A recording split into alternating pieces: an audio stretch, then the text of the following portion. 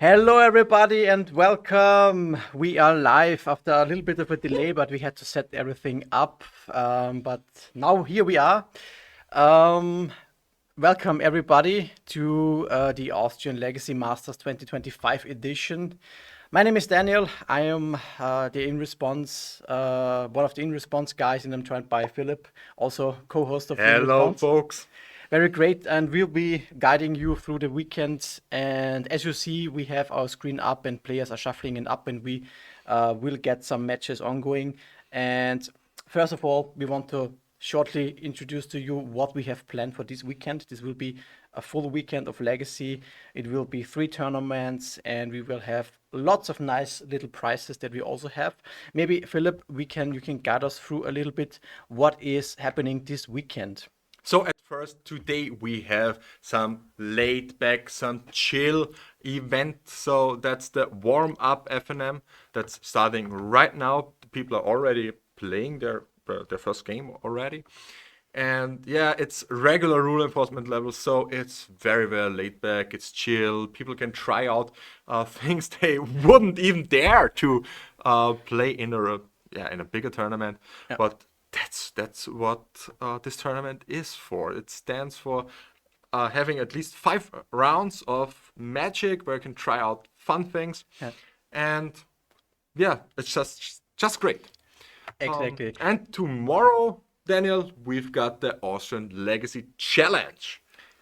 Exactly, yeah. And for this, we have a nice set of prizes, Philip. We have, as you can see here, the top 12 players will get nice paper pack prizes. We have a Kaito, we have fetches, and a lot of nice legacy relevant cards, I would say. But what is about this first place prize that you see here at the top, the ELM invite? Oh, what's ELM? It's European Legacy Masters.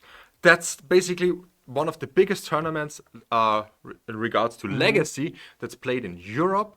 And it's on the, oh my God, I think on the 10th or 9th of August, something like that. It's on Sunday, and it's in Belgium, in Hasselt. Exactly. And we get 2 ELM invites to give to our players, to give to our first to our winner for Belgium. Exactly. And these are really, really rare, and Yeah. yeah. It is very worth it that you have 2 chances of getting an invite this weekend. As you can see here, we have here the prizes for the Austrian Legacy Masters. This is the main event and happens on Sunday. And we have a special guest here this weekend. We will see him shortly. This is a little spoiler. Savatari Sky. Savatari is here, and he supports us with a nice little alteration card that he brought and sponsors it for the first place of the Austrian Legacy Masters. How insane is that? That's so cool. I mean, have you seen these days? It's insane. It already incorporated our logo. It incorporated our national flag. Also the ALM, the Austrian Legacy Masters, incorporated. It's insane. Exactly, yeah. Very nice. So I think for this, we have set the scene a little bit. We know what's going to happen this weekend. And I think players are about to start. And we will tell the stream guys to begin with the match. And of course, we want to see some legacy. So that's what we are here about. So let's head over to the first match that we will cover today. We have Kai Savatari. To no surprise, he brought a really nice deck that we will see now. I mean, it's a blast from the past. Exactly, yes. It looks like a Legacy of 2011 or something like that. And Golden era of Legacy. the best one. And we have Axel Weber. He is his opponent. For this round, we have not the deck lists will be collected, so we only know one deck list, but we will update the deck list as we go during the game. So players are ongoing, and we see here A very beautifully altered tropical island. yeah, exactly, yeah. And my personal favorite, it's Fish Boob Ponder. I love it. That's absolutely amazing, yes. And how many people are there today? I think we are around about now 36 players that play for the FNM.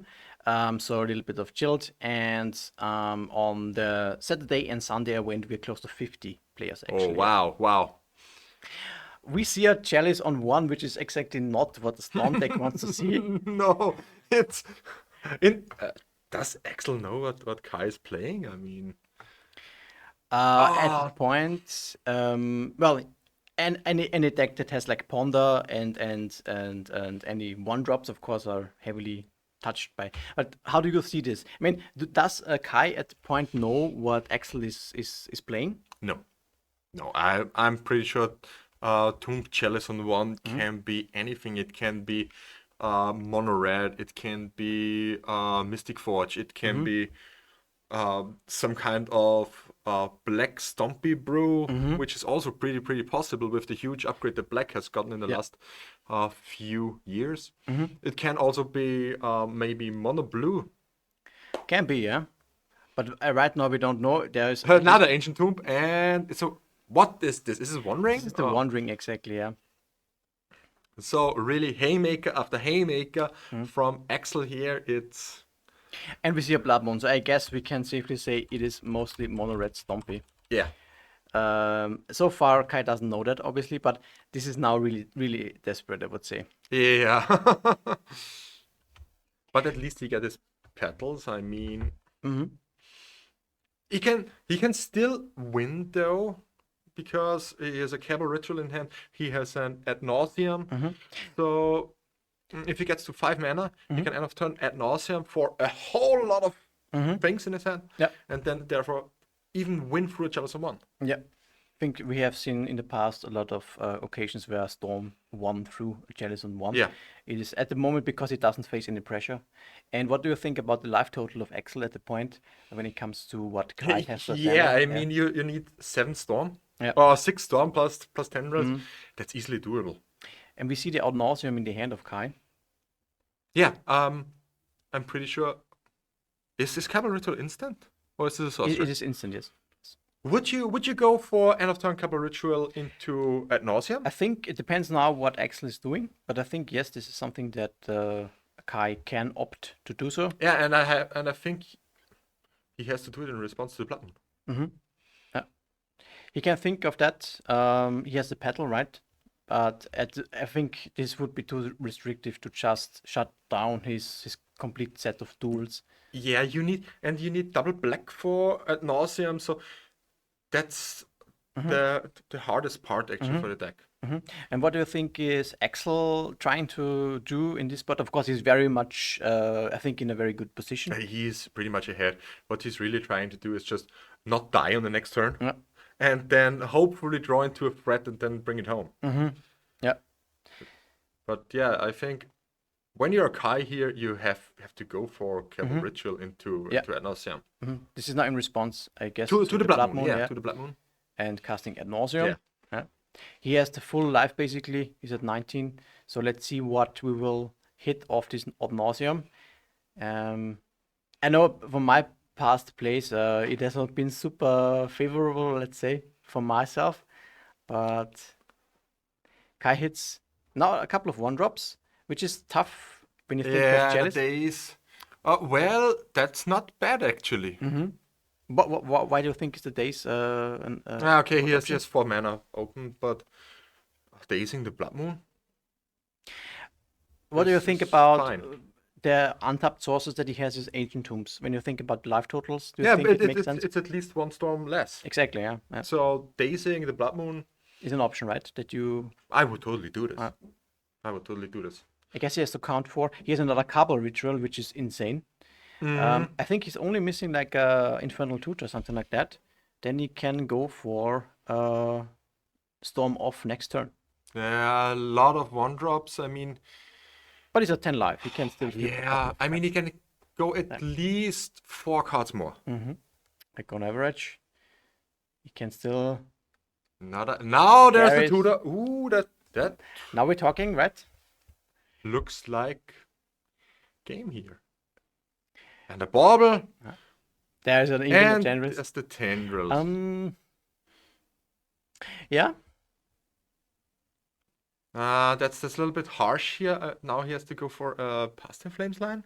No, not really. I think. Well, he has the Cabal Ritual, and he can now still He has a land drop.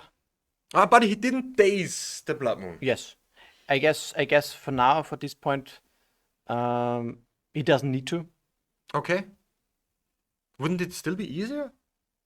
Well, he has a lot of spells, right? Yeah. So he flipped a lot of 0 drops and a lot of 1 drops that he can also cast into the chalice. He doesn't care.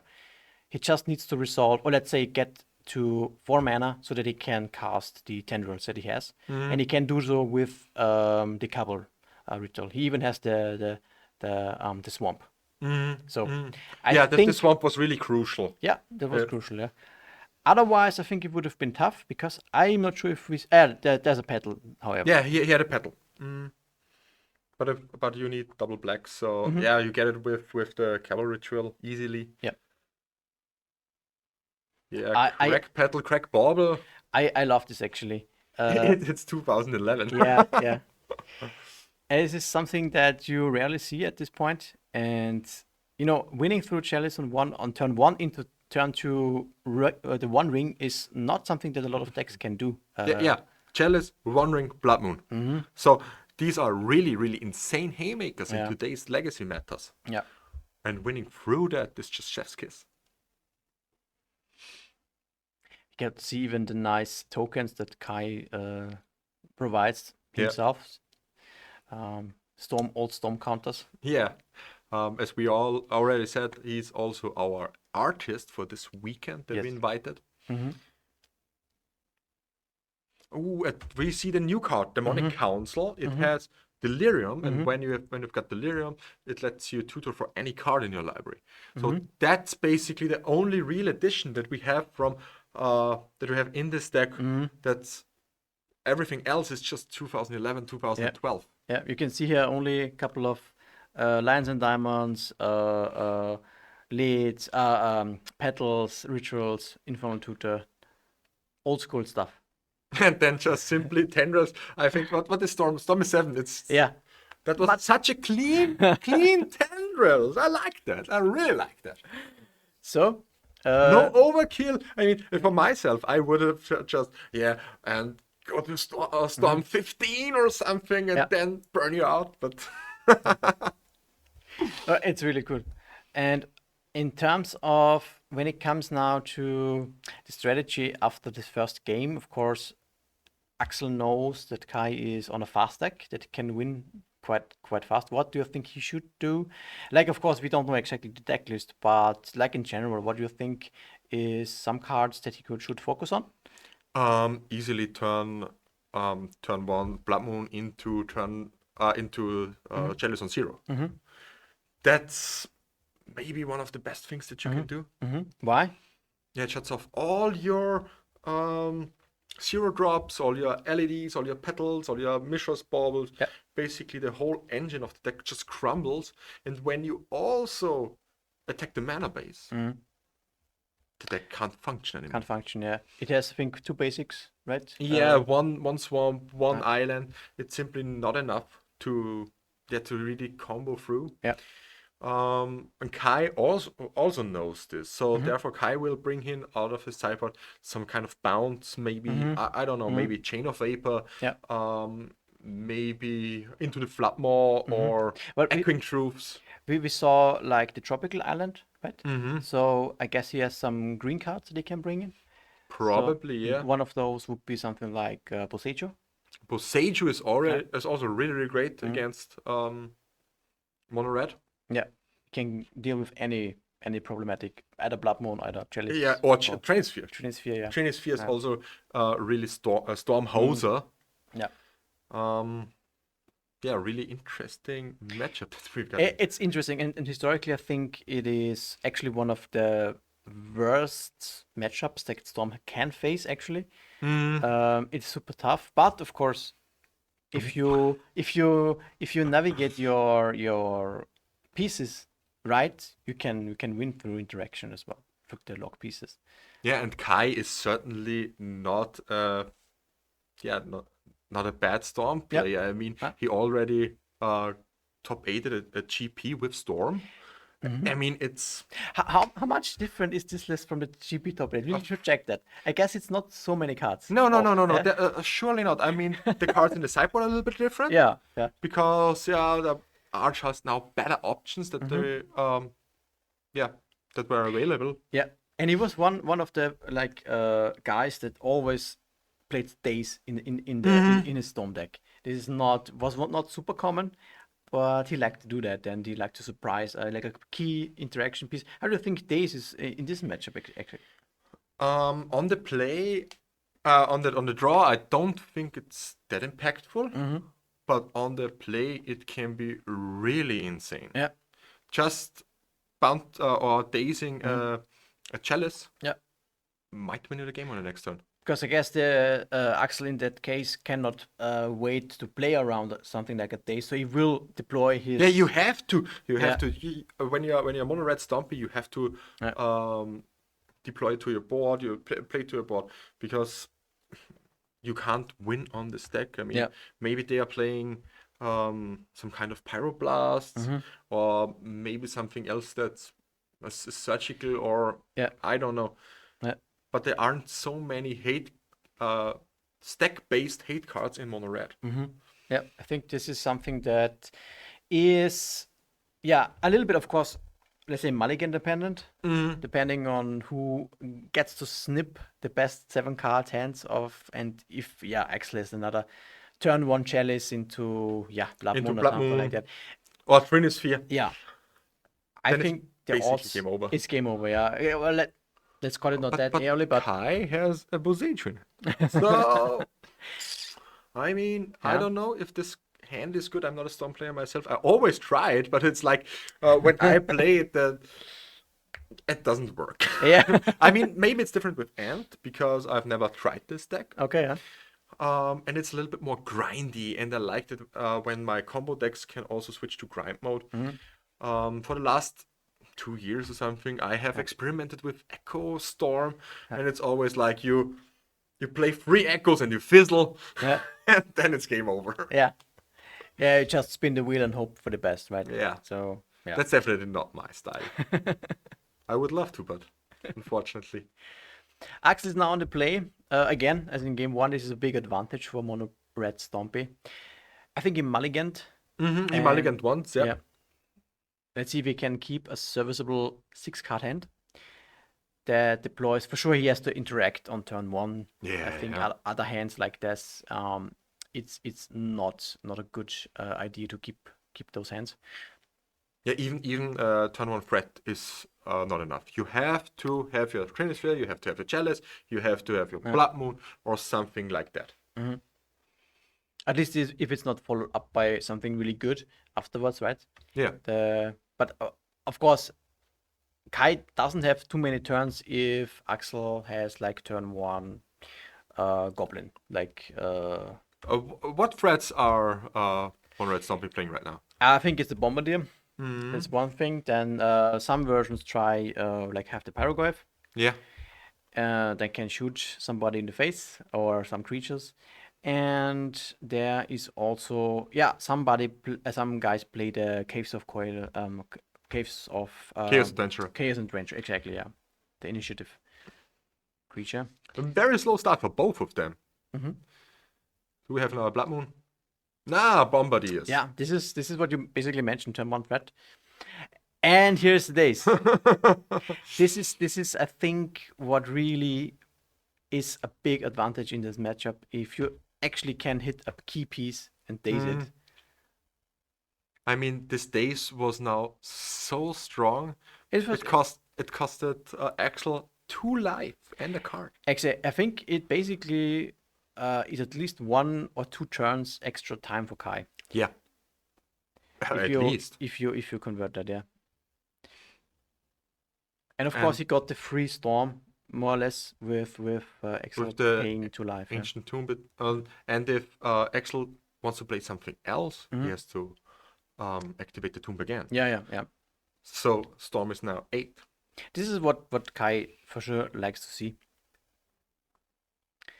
Let's see what he can now deploy. He needs to put something on the table for sure.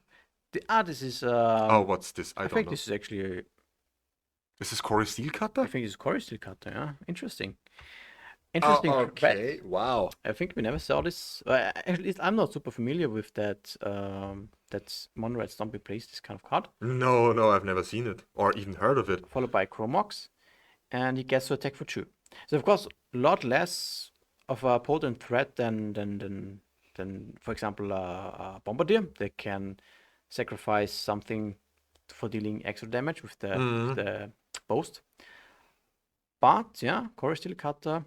Can explode really, really hard. Well, yeah, it can generate a couple of tokens.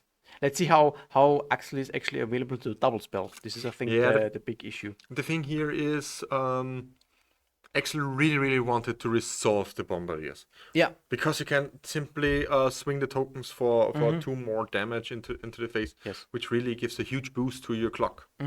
Absolutely. Yeah. He has basically more fodder for the Bombardier in that case.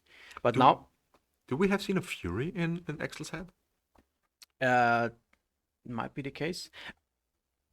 Although I would be surprised, I guess, right? Because Fury is not something that will hit anything from Kai, Yeah. unless there is something like Empty the Warrens. Okay, but what's that? That is a Fury.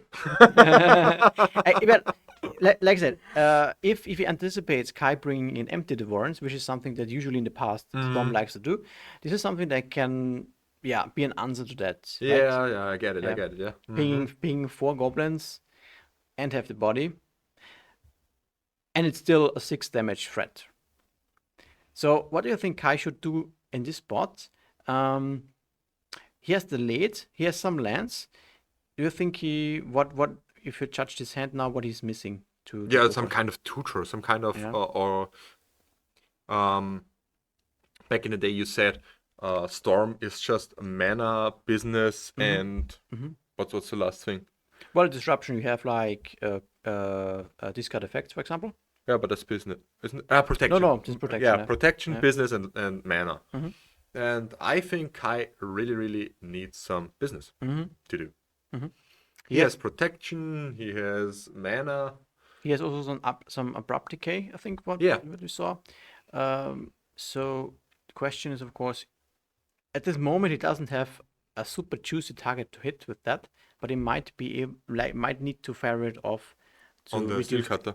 To reduce the clock, yeah, at some point. There's another one. And I think you have to not decay the steel cutter in response. To prevent another trigger, you mean? To prevent another trigger. Oh, it's just okay. Oh, he's just attacking. Okay, yeah. And he equipped the steel cutter, which actually converts to 2 more damage because of the double strike of Fury. Yeah. Then you have to abrupt decay the steel cutter on Fury. Well, it saves 2 life. Yeah. Question is if it's worth it or if he can take it. I mean, what else do you need the abrupt decay for? Because the question, he will survive this turn, and he's dead anyways next turn. Okay, So yeah. it doesn't buy him a turn, right? So the question is, shouldn't you not keep it, or let's say it should at this point, it might be irrelevant, right? It doesn't change the clock. There is no hit piece to hit, so it's unfortunate so that he cannot utilize it. But of course, he might as well just use it. Or you can kill the token. You can kill the token, exactly, yeah. Would be the same outcome. He goes for Bosejo on the steel cutter, yeah.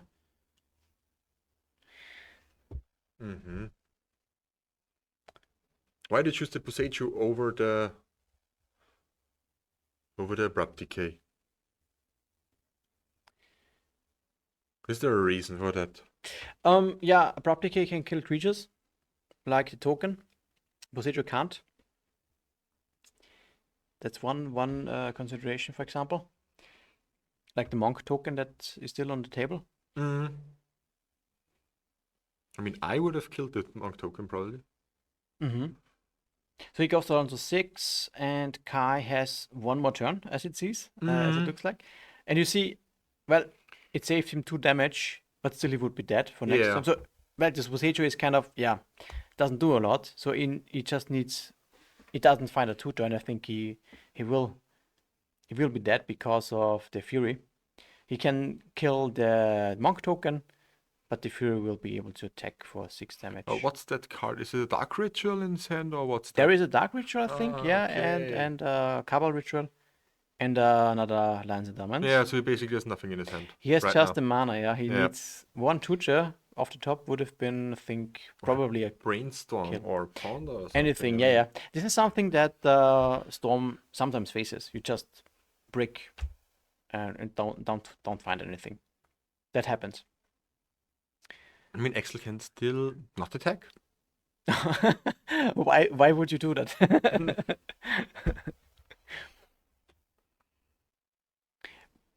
Should the No. how is it called? Set the Skull Smashing. Set the Skull Smashing, yes. Yeah, and that's 1-1 right now. Exactly. So we have the game. Beats were enough. Oh my god. Yeah. Sometimes it comes down to that. I think. Yeah, Kai had a lot of interaction. This is something. How do you see that actually? With Storm, you can overboard with interaction. You can bring in a lot, but then you kind of might face this kind of situation that we see here, that you miss maybe business, but just you cannot use all your answers or ineffectively, let's say. Yeah. It's yeah, you can overboard, that's true. But I think I still like the sideboard plan that Kai had here with the abrupt decays, and the Boseiju should also be in the sideboard. It was just unfortunate because as a Storm player, I don't think you anticipate a Fury after boarding. But yeah, I mean, it's something that, well, you have to get into 5 mana to cast it. Yeah. That's also not something that a Storm player can play around it, right? No, really. It's one part of the threat suit, and if they decide to bring it in, like I said, I think it gives the information that Kai is less likely to go for an empty the warrants line if he has that option available. But other than that, yeah, it's kind of how it is. So Kai is now on the play for the first round. For the first time. The first time and first round, exactly. Let's see what he can do now to develop. Do we see now a nice turn 1 kill? How likely is that to happen, you think? I don't know. You are the Storm player. Tell me. I can't know. I have never run the numbers. And I haven't touched the deck for like, I don't know, 2-3 years now. Oh, that's a hard hand right now. What? Yeah, maybe you can. We have Ponder, we have Brainstorm, we have a Mishra's Bauble, and a Ritual. So we have business, we have mana, we have. Isn't it always like Brainstorm, Ponder, Island is easy keep? And in Control, 100%. Yeah. But in Storm. Yeah, well, I think it's if you're on the play, right? You won't get challenged. You can you can at least deploy the Ponder, right? Or the Brainstorm if you want, but I guess the Ponder, and I think this is very fine hand actually. Of course, how do you see the risk of cantripping versus actually going for a kill like against the Stompy deck? I mean, the kill will always be a little bit less safe if you mulligan more. Or let's say how when it comes to slower hands like this, that has a lot of cantrips. How risky do you see that? I see that there's a real risk involved. Okay.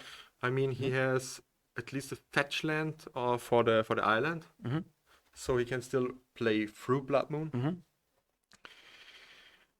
The thing is, you have to incorporate so many lines against Mono Red Stompy. You have to have something against Shellish, you have to have something against Blood Moon, you have to have something against a threat. Yeah, it's a puzzle, like, yeah. This is something that, you have to anticipate everything that comes up from the Mono Red Stompy. Yeah, I think Kai is keeping it. It's not, in my opinion, it's not a snap keep. Okay. It's hard if you don't have any kind of interaction, any kind of protection. If the hand would have abrupt decay or a bounce spell or something, it would be a lot easier. Yeah, well, let's see. He can deploy His turn Another 1 fetch cantrips. land. If he would have another fetch land. I think he has 2 in his hand. Is it Yeah, I 2? think 2 deltas, Okay, right? okay, then it's definitely better. Yeah. And Axel, I think, is contemplating on his hand. Did he mulligan already? I think I haven't seen it. he. I'm pretty sure he mulliganed at least once. Yeah, he might be on a multi 5. Let's see what he will put back. We see here a Sunring Eruption in his hand, and I think a Fury. There's a basic mountain. And shuffling up. Shuffling up, yeah, let's see. Another hand for Axel. He really wants to dig deep for his hate pieces, for a Chalice of the Void, or for a Blood Moon. He wants to deploy it on, his second turn. Yeah, obviously. Or his first turn, but as on the draw, it's not so easy, and he doesn't know if Kai has a fast hand or a slow hand. Yeah. Would you play out the Mishra's Bauble on turn 1, or would you I think so, yeah. keep it? I think so. I mean, it's an extra storm. It's an extra storm, but that's Chalice, right? Yeah, that's Chalice. So many Chalices, and we have a Chalice in the hand of Axel and a Blood Moon, so... But it's multi 4. Ooh, that's... I think, yeah. Yeah, we have a multi 4. Wow. And this is very rough, of course. He tries to keep a Fable of the Mirror Breaker? No. Okay. I think so, yeah. It looks like it. He had at least 1 Blood Moon as an option, but it took the... okay. Okay, a Leyline. I mean, yeah, you can bring it. It's not wrong. Yeah. It's not bad. Yeah. But it's not a win button. Yes. And now we have the tutor. So this looks really great, actually, now, this hand from Kai. Yeah, I guess he needs... what is he missing still? Or... A little bit of mana. A little bit of mana, yeah. Chalice on 0. Yeah, this hurts, but it's fine, I guess. It's not backbreaking right now. Yeah. Like you said, simply playing out the Mishra's Bauble was the right thing to do. And also Undercity Sewers. These, I don't know, do these lands have an official name? Surveillance. Surveillance. Yeah. Oh my god, I'm blonde. These lands have a revolutionized legacy deck building. Yeah. Any deck basically has the option to play at least 1. Yeah, and they are so great. They're so very great. good, yeah. Think they're changing it quite a bit to the better and adding a little bit of consistency to all of the decks. So we have Ponder now from Kai, and he has a look at Brainstorm. Takes another Days? Brainstorm. Okay. What do you think he's looking for with his Brainstorms? Maybe something to bounce, or Okay. I don't know. He just passes the turn. Obviously, Kai is not under pressure at the moment. There's no threat from Axel's side. Kai can develop his mana, which is really great. Yeah. He has, I think, a second Polluted Delta in his hand. Or no. Might have used now both. Like he used for sure one for the Undercity Sewers, and now I guess he's the he's on the Swamp. I think Swamp is right. That's the question. In that case, you don't have red mana if you need it, or green mana if you also need it. The question: how likely is it that Axel has Blood Moon? Yeah. Like, of course, he can rip it off the top, but if he would, and he might miss the mana for it because it only has 1 land in play. So yeah, it's a tough question, right? So let's see. Kai, there we see an Empty the Warrens. This was something that we didn't see last game, but he brought it in. So now we Brainstorm into Tutor, into Past in Flames. Okay, Past in Flames is... and now we are Brainstorm locked. Ouch. He has another Brainstorm, right? He has another Brainstorm. He has Tutor. He has Tutor. So this where I can shuffle. He can duplicate What would you duplicate if you cast it now? Because you gotta choose one from the hand, right? Yeah, probably the ritual. Yeah, I think it makes the most sense, right? He is missing mana. Oh, a A brainstorm. brainstorm. Interesting. Okay. Okay. All the brainstorms. I would have gone for the cavalry. Yeah, I think my instinct would have also told me the same, but let's see. Kai has a plan, I think. And obviously these brainstorms are just very, very nice.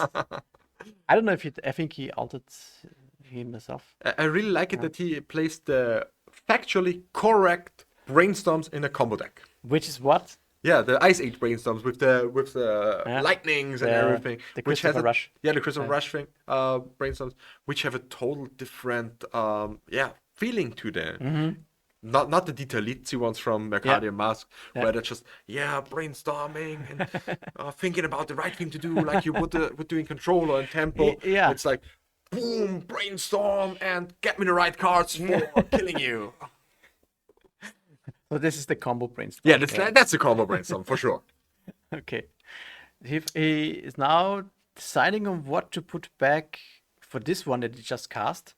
There's Passing Flames and one brainstorm. I mean, you put... and it doesn't have a...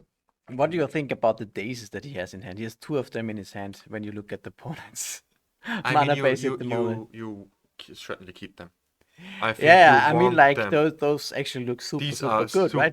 Yeah. super great. It for sure buys him a lot of time because... Yeah, you put back the Past in Flames and brainstorm on top, maybe draw the brainstorm.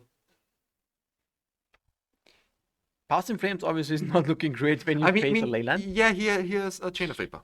He has a Chain of Vapor, okay, also in hand? Also in hand, yeah. Okay. Yeah, he can End of plan for turn something like that.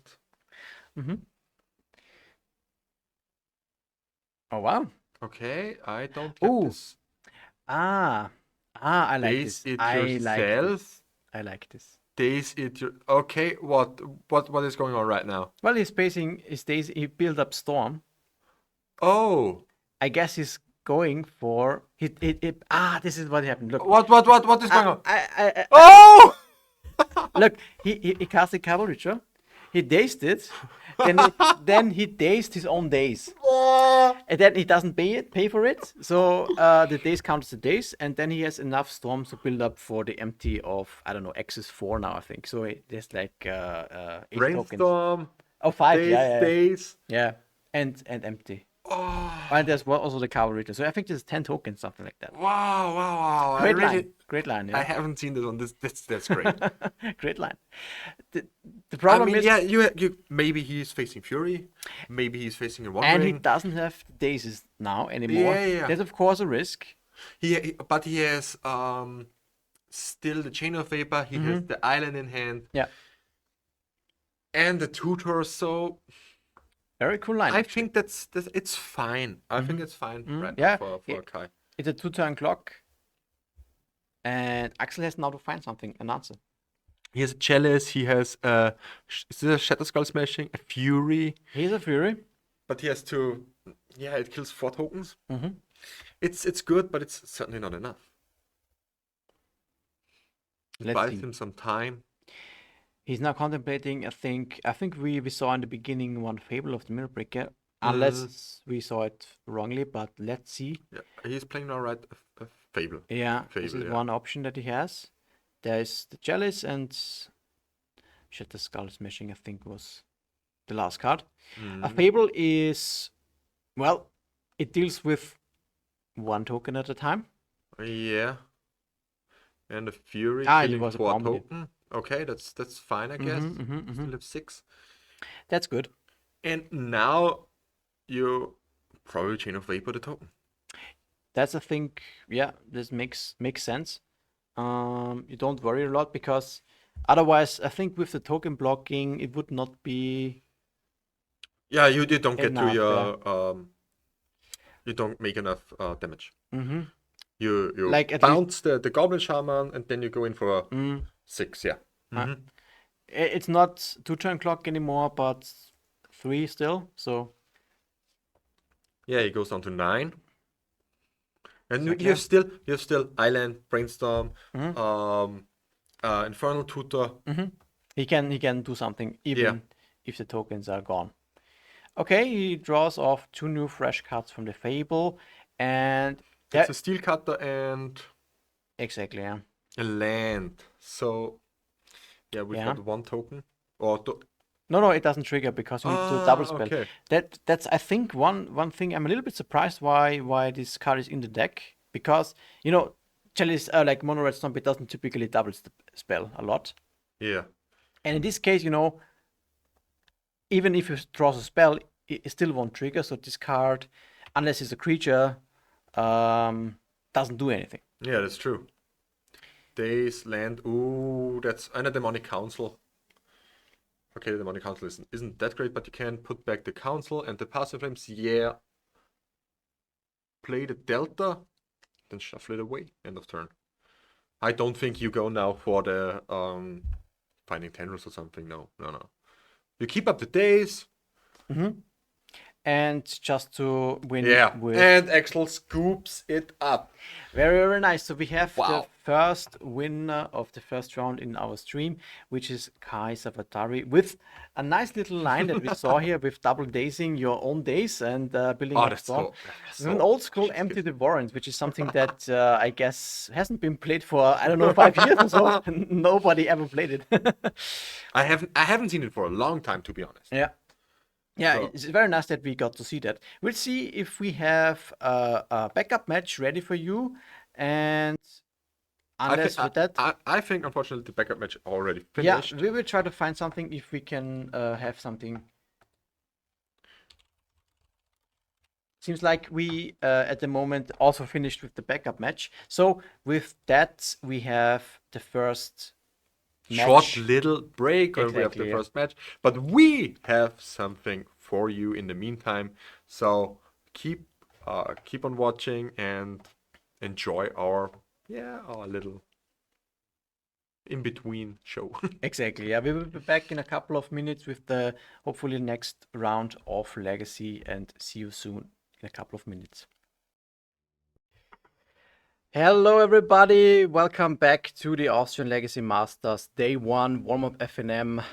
I'm Daniel, and I'm now joined by one of our, I would say, for sure, most experienced and very successful players, Felix. Thank you for joining us. How do you feel tonight? Thank you for having me, first Yeah. of all. And I'm quite excited to be casting today and tomorrow for the Austrian Legacy Masters. Today, the warm-up FNM. I'm Yeah. happy to see some nice Legacy gameplay, see some cool decks. Looking forward to the weekend. Cool, yeah, it's very nice that we have you here. I think you recently also had quite a bit of success when it comes to the Four Seasons tournaments. I think top 8 like 4 or 5 times, or what was it now?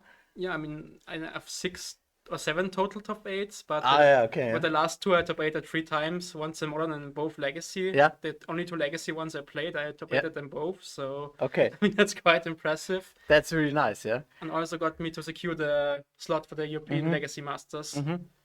Yeah, this is something that the players can also win this weekend. We have 2 tournaments on Saturday and on Sunday, and both tournaments will yield 1 slot of the European Legacy Masters. And heading now into this matchup, we have, I think, a very nice one that we see one of our local, let's say 2 of our local players. We have one on one hand Katharina Ilk, who plays, I think, as a Delver that we identified, and Paul Bernsteiner. He is on, I think it has been seeing, let's say, popping up online a little bit. It's a new version of Painter that includes the new, how was it called? The new Vivian or something like that? Or what was The it? Vivi. Yeah, I Yeah. think, yeah. What do you think about this matchup when you, just on the surface? Well, in Legacy's history, Delva has been quite good against combo decks since it applies fast pressure and has some cheap interaction.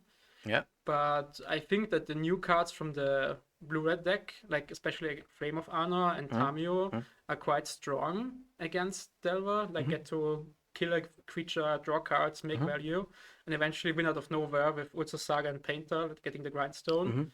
I think I would give the edge to Paul. Also, he's the more experienced player. Yeah. Yeah, in that case for sure. Yeah. But let's see. I think the players are ready. We can head over to them and start the round. Then yeah, this will be for sure very nice to see. Paul on the one hand, blue-red painter, as you said. I might be mistaken. I'm not sure if he actually plays the new Vivi inside, but you said like Flame of Honor is one big draw to the deck. How do you think he supports the Wizard clause in I the deck? think like Tamio is an insane wizard, since if you play Tamio and Flame of Honor, you get to draw 2 cards and immediately flip her to the backside. And I actually was watching Paul in the first round. Okay, yeah. And he played a mirror against mono green painter. So this Okay, was nice. quite a funny match. But of course, the 4 Tamios and the 4 Emrys Yeah, are wizards at least. that's true, yeah. And I think Vivi is also a wizard. I'm not quite sure, but I think so. Can be, yeah. So, did you see Vivi from his deck? I didn't see Okay, it. okay. I don't think he plays it. Yeah, yeah. Okay. But as we head now into the match, Paul opened with an Urza's Saga and Katarina on turn 1 Delver. Is I guess what you like to see when you play Delver. And yeah, what is the option that Paul has? He has now an Ancient Tomb. Yeah, I think he's thinking about exposing Painter to like removal. It's days proof since he has another mana to pay, but he's just gonna make a construct, I guess. Yeah. Now the Delver can't really attack since it didn't flip. So the construct, even though it's only 1/1, is already blocking the Delver for this turn at least. And as you see, he tries to make the token into the attacking Delver. Yeah. Let's see if he blocks or not. I guess he would so, right? Yeah. The Katarina is tapped out, and trading a Delver is, I guess, what Paul wants to see. I think it's paying 2 life to kill a Delver is okay. quite good, yeah. Yeah. So now Paul has the this decision point to make if he goes for another construct or if he wants to just float the mana. Yeah, I think with the paint in hand, it makes sense to maybe get the grindstone out early, which I guess he's doing since he floats the mana. So maybe just gets like a Mox Opal to make more mana, but without any artifacts in play, I don't think that's quite likely. Right now, Katarina can only have Daze and Force of Will, so I think he can play around the Daze with the floating mana, so it's only really Force of Will that prevents the combo. I think would be a good spot to go for it. Okay. So you think you would go now for at least casting the Painter, Daze Proof, and I guess you would, unless he has some, I guess he needs a second Ancient Tomb. Yeah. And probably another mana because the activation I think is 3 mana. 3, okay, Yeah. But I guess, as you said, if he deploys the Painter now, he threatens the combo next turn, right? And this is, I think, he goes for Grindstone. I think this is a funny version of that he has now on the battlefield. Yeah, it looks like Grindstone. Oh, this is the new card he plays from Final Fantasy. Ah, the new Final Fantasy card. Nice. What does it do, actually? I was not sure. I think, we see it now. Yeah, it makes like the 1/1, I think it's hero token. Whatever it is, I think it's called hero. Yeah. And it makes it a wizard. And it's kind of like the same effect as it's similar to Core Steel Cut, I think. If you play a second spell or draw the third card, you put a counter on it. I think something like that. Yeah, I think so. And it grows every I think it grows on every spell and on every third card that you draw. Or every non-creature spell, maybe. Yeah. Maybe something like that. Yeah. So I think it has like the, what is it called? The Courier Druid effect, like the pumps gets bigger every spell that you play. And he has even a second copy, So these are, I think, 3/3s and 2/2. Katarina flips the Delver off of a Force of Will. And this is, I guess, very much needed for her. I think she didn't even have a second land. No. Yeah. But she made a very nice play with the bobble in the end step. So she bobbled herself, and then you can stack the triggers how you want. If you want to have the Delver trigger first, or the bobble trigger first. So she saw the Force of Will on top, and could flip the Delver and then draw the card from the bobble after she flipped the Delver. Yeah. It's very important, and little interactions that you have to do especially when you play something like Mishra's Bobble. And Katarina attacks now for the first, at least in the air now. And she has the Wastelands. She didn't go for it right now. Why do you think that is? Maybe she wants Paul to pay 2 more life. She has like a lightning bolt or 2 in hand. Maybe tries to get him to a lower life total. But I would likely wasteland here. But maybe she doesn't know what he plays. She wants to see more. She has the force, so she has everything covered. The expensive spells, I think. Yeah. Now this is quite nice with the forecast. You get to put 2 counters on the heroes, since you cast a non-creature spell and you draw the 3rd card. Oh wow, yeah. Ah, okay. I know when I saw this card in spoilers, I was not super convinced that this would be legacy power level, but right now at least it looks actually very good. It's now a turn, like it has 1 turn passed and there's already a 5/5 and a 4/4 on the battlefield. Yeah, that's quite impressive, to be honest. Honestly, the only really card that I thought would be legacy play was likely the Vivi, but not really, but no standout card for me for legacy so far. So far, yeah, it's okay, I guess, yeah. But for like, I think this new blue card here is an artifact, right? It's equipment, yeah. Yeah, so it has synergy with the deck overall, as it is an equipment, yeah. And Tamio is now on the battlefield from Paul as well. Can opt to block a Delver if needed. Although, of course, it's not the most favorable one that you want to do. I think Tamio is still on the stack. Oh no, okay, it's going to combat now. Okay, yeah. Attacking for 7, and we see... Ah, Brazen Borrower. Okay. Nicely pointed out by chat that she said Brazen Borrower in her hand. Yeah. Bouncing the token, so kind of a removal spell at this point. Only taking 4 damage now. It's okay. And she still has the force backup for any painter shenanigans. So basically the grindstone is not of an issue at the moment. Yeah. And Paul deploys now the painter, as we spoke about, yeah. There's questions, of course, if you force it or not. You can't activate it as of now, right? Yeah, if she has a board in hand, she maybe feels like she doesn't have to force it right now. Yeah. But looking at the life totals, he's at 11 and virtual 8 after the attack if he doesn't block with the Tamio. Yeah. So I would value keeping the board in hand for the life total, I think. Since you are on a big clock as well. Yeah. And I guess if you start to remove some threats from your opponent, it's a question if that is a game that you want to play in this matchup. Because there's so many like targets and yeah, value-wise, I guess Paul is way ahead, right? Exactly. There's a question chat that the token and the equipment got bounced, which should not happen, I think. If you bounce the token, the equipment still stays. So maybe we need to correct something if we can. It could be that she bounced actually the equipment. It gets replayed again, so this should not happen. Maybe we can... We will clarify if that was the case with our floor judges, let's say. But my guess is that she actually bounced the equipment rather than the token. But the token should have stayed then if she bounces the equipment. True, yeah. So... Yeah. True. We need to clarify. Yeah, today it's FNM, so we don't have like an active judge on the floor, I think. But maybe we can still try to fix it.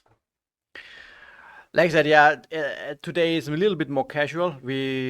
People can a little bit feel the metagame that's come or play really interesting in brewery decks. So tomorrow, of course, will be more interesting, and on Sunday for the actual big tournament. Katarina attacks and Paul blocks with the Tamio. So I guess he really fears a couple of bolts. Yeah. So he's at 9 already. He has to use the Ancient Tombs, kind of. Yeah. So preserving the life total, I think, is good for Paul. And now she has the bolt on the 1/1 that shouldn't be here, I think. Maybe now it's like way too late to back up, I think. Yeah, I think at this point it's so, because this would have been the just the equipment, like the bounce before. Yeah, I see. She likely bounced the token, and then the new token would have not been in play. Yeah. So of course, can be detrimental, but I guess it's not too late. Yeah, there is his second painter from Paul, trying to assemble the grindstone combo. Yeah.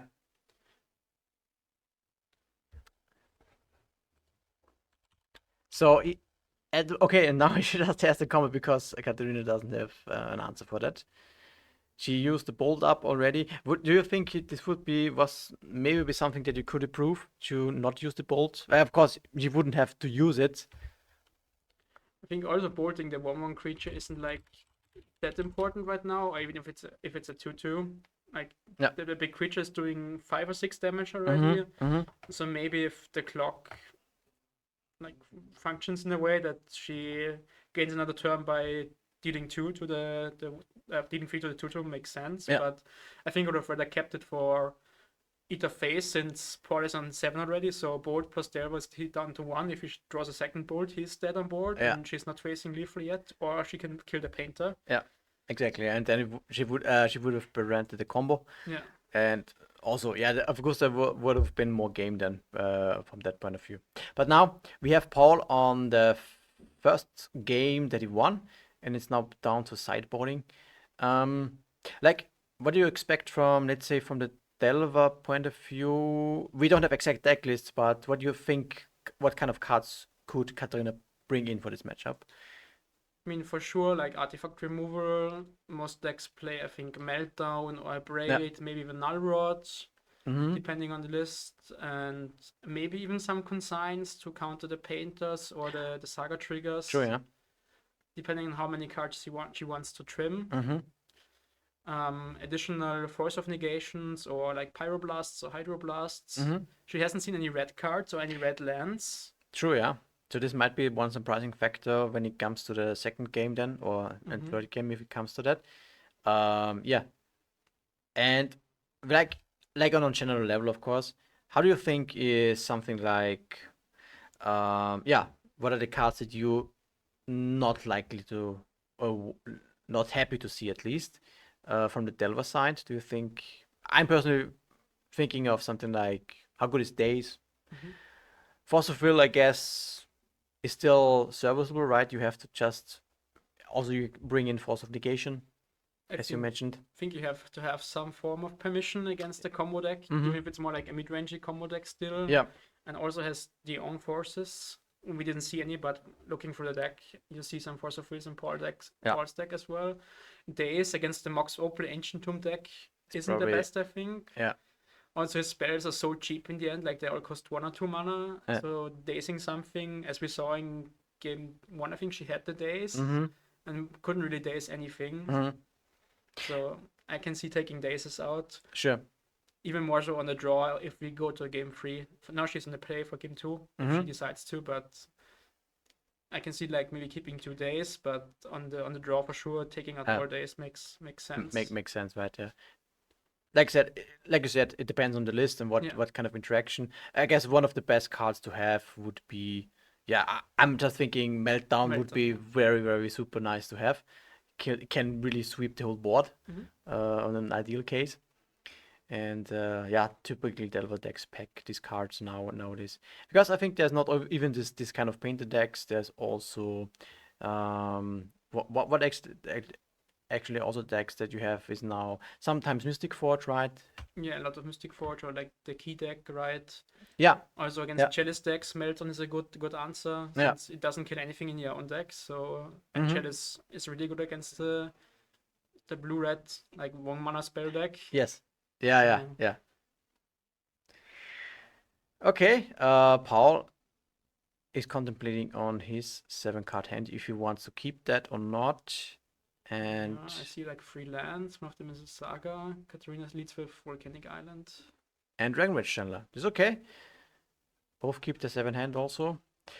And yeah, Dragonrage Chandler on turn 1. What do you prefer, Delver or Dragonrage Chandler on turn 1? I think Channeler is like a better Delver actually. Yeah. Since you can like control it more easily when it kind of flips or like turns into the 3-power flyer. Yeah.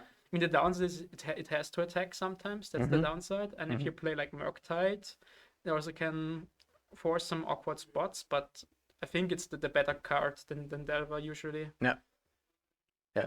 If for some lists that don't actually play Delver, it is usually the Delver that is cut right before the Dragonrage Channeler. You play like Steel Cutters, Murktides, and Channelers, I think. Yeah.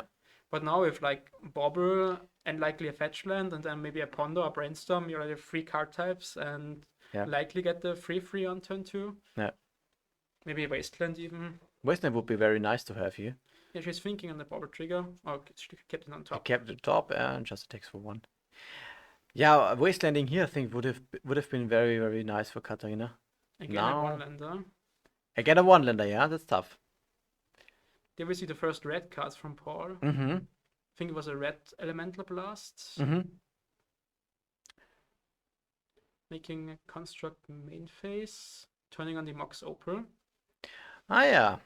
I was just thinking why to do that, but yes, this makes sense. He turns on the Mox, and then I guess he has the colored mana for a blast if he need it, Mm-hmm. or maybe he can cast another card now. Yeah, maybe something like Tamio. Yeah, I think Thoughtcast doesn't work out yet. And yeah, there's that's Tamio. Tamio. Yeah, yeah, called it right. Okay, Tamio, very nice. It can still block favorable the Drangage Channeler, unless it gets big enough. So Kati didn't choose to pop the bauble end of turn. Yeah, this is interesting. That's interesting, right? Especially when she is only on 1 land. Mm-hmm. She boards the construct, but it's still a 3/3, so Yeah. good timing from her. Mm-hmm. Maybe she's like nervous playing on camera for the first Of time. course, you of know, course, this is of course can different. happen. Also, she should have a Dragon Channel trigger Yeah. with the bolt. Okay, yeah, I think she announced it. Let's see. Okay, no. No Yeah. trigger, no attack. There's of course little things that might end up mattering here. And Paul goes on to create another construct.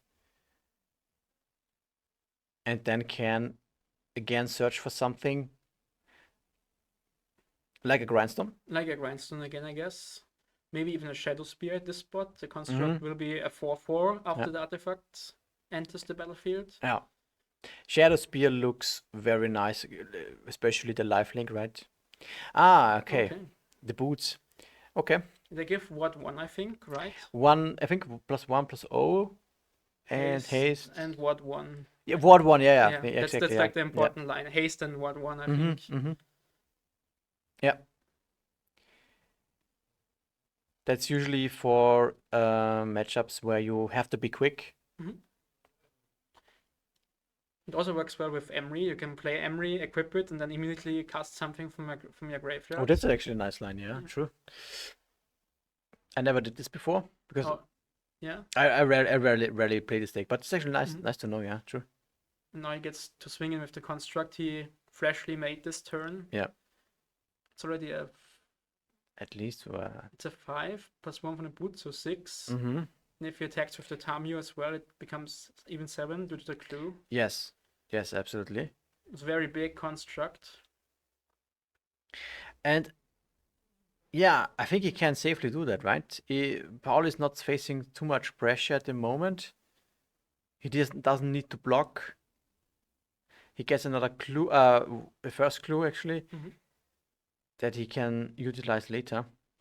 Yeah, I don't think they ever plays cards like Mutagenic Growth, where you can like play it for free Yeah, and surveil and put more card types and like make a surprise block with the channeler, so it's safe to attack with the Tamio. True. Like to turn on instant delirium, right? Yeah. The bubble still stays on the battlefield. Interesting. Usually, like to keep the baubles on the battlefield would be against discard decks, right? To just save the card. You can always like do the bauble in the opponent's upkeep, so you draw the card on your turn. Exactly, yeah. But if you're like in a situation where you're mana screwed and you want to preserve the spells in hand, maybe. But I would be digging for lands anyways if you're mana screwed, so maybe it's the gray color of the playmat hides the bauble, you know? Yeah. It can certainly be the case. Fortunately, there's still no second land from Katarina. That's a tough spot. Maybe we'll see like a rip-off land and in the last moment then meltdown for Well, one is now not super great anymore. But it kills everything except the taming and the painter at least. Yeah.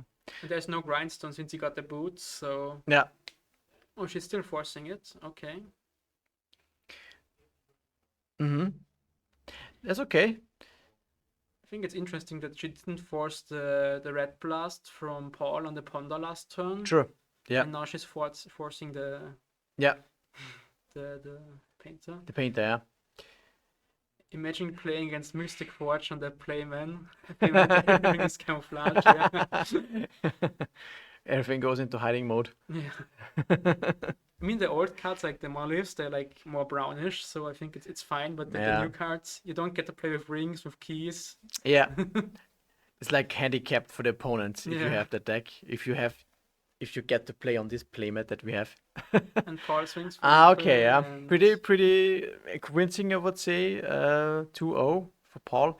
Yeah, if we think about this matchup a little bit, Katarina, of course, had some spots where she could squeeze out some more chances to get out of the situation, right? Popping the bubble, getting the Dragon Rage Channeler triggers. Yeah, I think it's not Kero could have been way different. Mhm. And I guess a lot of learnings to get from these Yeah. kind of situations. I think game one was really impressive, showing off the new card. Like it Yeah. made big creatures really fast, and game two was just showing the power of Ultis Saga, Yeah, true. making huge constructs and artifact decks. Yeah, and I guess besides the one blast, there was no red cards actually No cast. cards, no. But of course, the new one and the new equipment really showed big impact. Yeah, and we see the Volks and the Flame of Armors in the deck, obviously, but Yeah. I think it's just a tiny red splash in the main deck for the Flames and some sideboard red cards like the Blast, which are powerful. Which makes sense, actually. It's very cool. Yeah. And for the chat, there's the question how many rounds we have. We have FNM. So this round, this today we only play 5 rounds. We are currently in the second round of today. And tomorrow and on Sunday we will be having 6 rounds plus top 8. So there will be a lot of matches to cover. That will be great. So right now, yeah, 2-0 for Paul on the blue-red painter. We will see how he advances for the next rounds. We'll see if we have a backup match ready that we can cover in a couple of minutes. There's for sure something that will be still interesting to watch. What do you think overall on the? I mean, right now we have like, let's say, funny decks also and a little bit of spicy decks. But maybe thinking ahead on tomorrow or on Sunday, what is your expectation for the meta game? Do you have any thinkings about that? So I spent my time during round one walking around and looking at the players, which deck they are playing, and I saw a lot of blue-black, of course, as you Reanimator or Tempo? Or both, kind of. Yeah, okay. A lot of Nadu decks, like all variants, like Breakfast, the Control version, or the green version. Yeah. And also lots of Eldrazi or like artifact-based strategies. Interesting. Many Tron lands actually, which is Oh wow! So like, what was the deck? There's this. I only imagined Tron lands in this Cloud Post deck, actually, or was there nothing like that? No, it's kind of like the new big Eldrazi deck. Okay. You play the tower and Yeah. the Planar Nexus, Yeah, I yeah, think. yeah. And then you play some other Tron lands in there. You make 2 mana sometimes as well. You don't play like the full 4, but you play like 2 and 2 or something like that. Oh, nice. Since they're still fine with the Planar Nexus, they're kind of like ancient tombs, the cities without the drawback. Okay, yeah. If you have the Planar Nexus. Yeah. And it's more like a big ramp deck with the new Ugin, the 7 mana Ugin. Yeah. Oh, that's it would actually be also nice to see at some point because Eldrazi has been basically dead since the banning, actually. So let's see if we can get that one on the stream. And we have one backup match now ready for you, so we can actually jump right back in and see who is actually playing now. We have Simon Ritter. He's on the left side, and he plays. Looks like Cradle Control to me. Yeah. How do you think about this deck actually? But it has Natrax already on the battlefield. Is pretty good. It looks like it's firing on all cylinders. Yeah. I think Cradle Control is like a fine choice depending on the meta game, since I played it a little bit when Psychic Frog was still legal, and like blue-black Reanimator was going rampant in the format. Yeah. And it was fine in the matchup because you played like 3 or 4 endurance main deck, so you kind of counter the game plan already. Yeah. And just play your 1/1s, and the Rife will grow eventually to a big creature. Uh-huh. And you just like outvalue them in the end, since it was like pre-Tamio and you can like block the frog, and so Okay. it's a kind of fair green mid-range deck against another green deck. Another green deck, yeah. Yeah. We have Gino here on Elves, traditional Elves. I think he calls it Storm Elves or something like that. Yeah, because he plays the one storm creature, the ooze that makes a body for every storm count.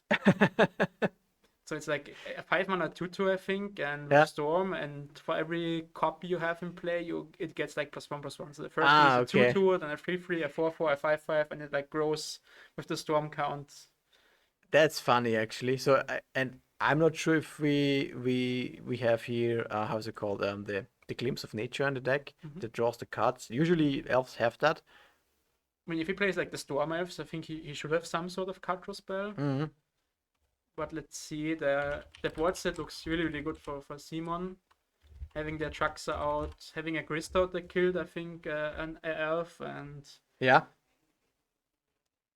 But looks now like- I guess now with the Atrax on the battlefield and a Grist, yeah, Christian also has a couple of, well, he has the Heritage Druids and yeah, a couple of 1/1s. we've seen upkeep sacrifice for Talon Gates Yeah. to phase out one of the elves. Mm-hmm. So the combo potential looks quite limited from Gino. Sure. But let's see what he can like show us. That actually could be, was it a Quirion Ranger or Fyndon Elf or something like that? He played like a lot of, at least he floated like Yeah. 2 with the Cradle and then replayed the Cradle. I have no I guess clue thi- what it is. I guess then it's a Quirion Ranger. Oh, it's a Beast Whisperer.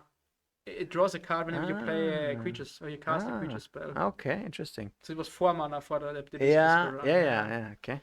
So he draws 2 with the Elvish Mystic. Now he's pulling out the Storm count, I guess. Now we see elf storming as an elf deck usually does. Yeah. Okay. So he already played the land drop, but he's playing the Pact. Yeah. What can he get here? Is there any way to like untap the Cradle at this point? Yeah, I think he can do with isn't it Current Druid, I think? Queen Ranger? Queen Ranger, yeah. Yeah.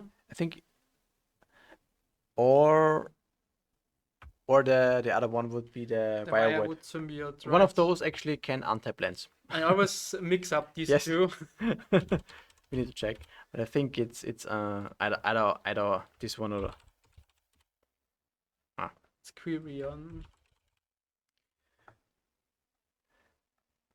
We have Queen. for Q. So many ranges. There's so many ranges, yeah. I think like this. Okay. That untaps the creature. So it's the Wirewood Symbiote. Yeah, I think this one untaps some under And I that's can like the untap creature. creatures. Yeah, okay. But it can bounce at least the Cradle. So you And you can cannot. bounce the Cradle, yeah. Yeah. I think so. So he casts Summoner's Pact. Now he's casting Green Sun Zenith. I think he got like the Heritage Druid that taps 3 elves for mana. Mm-hmm.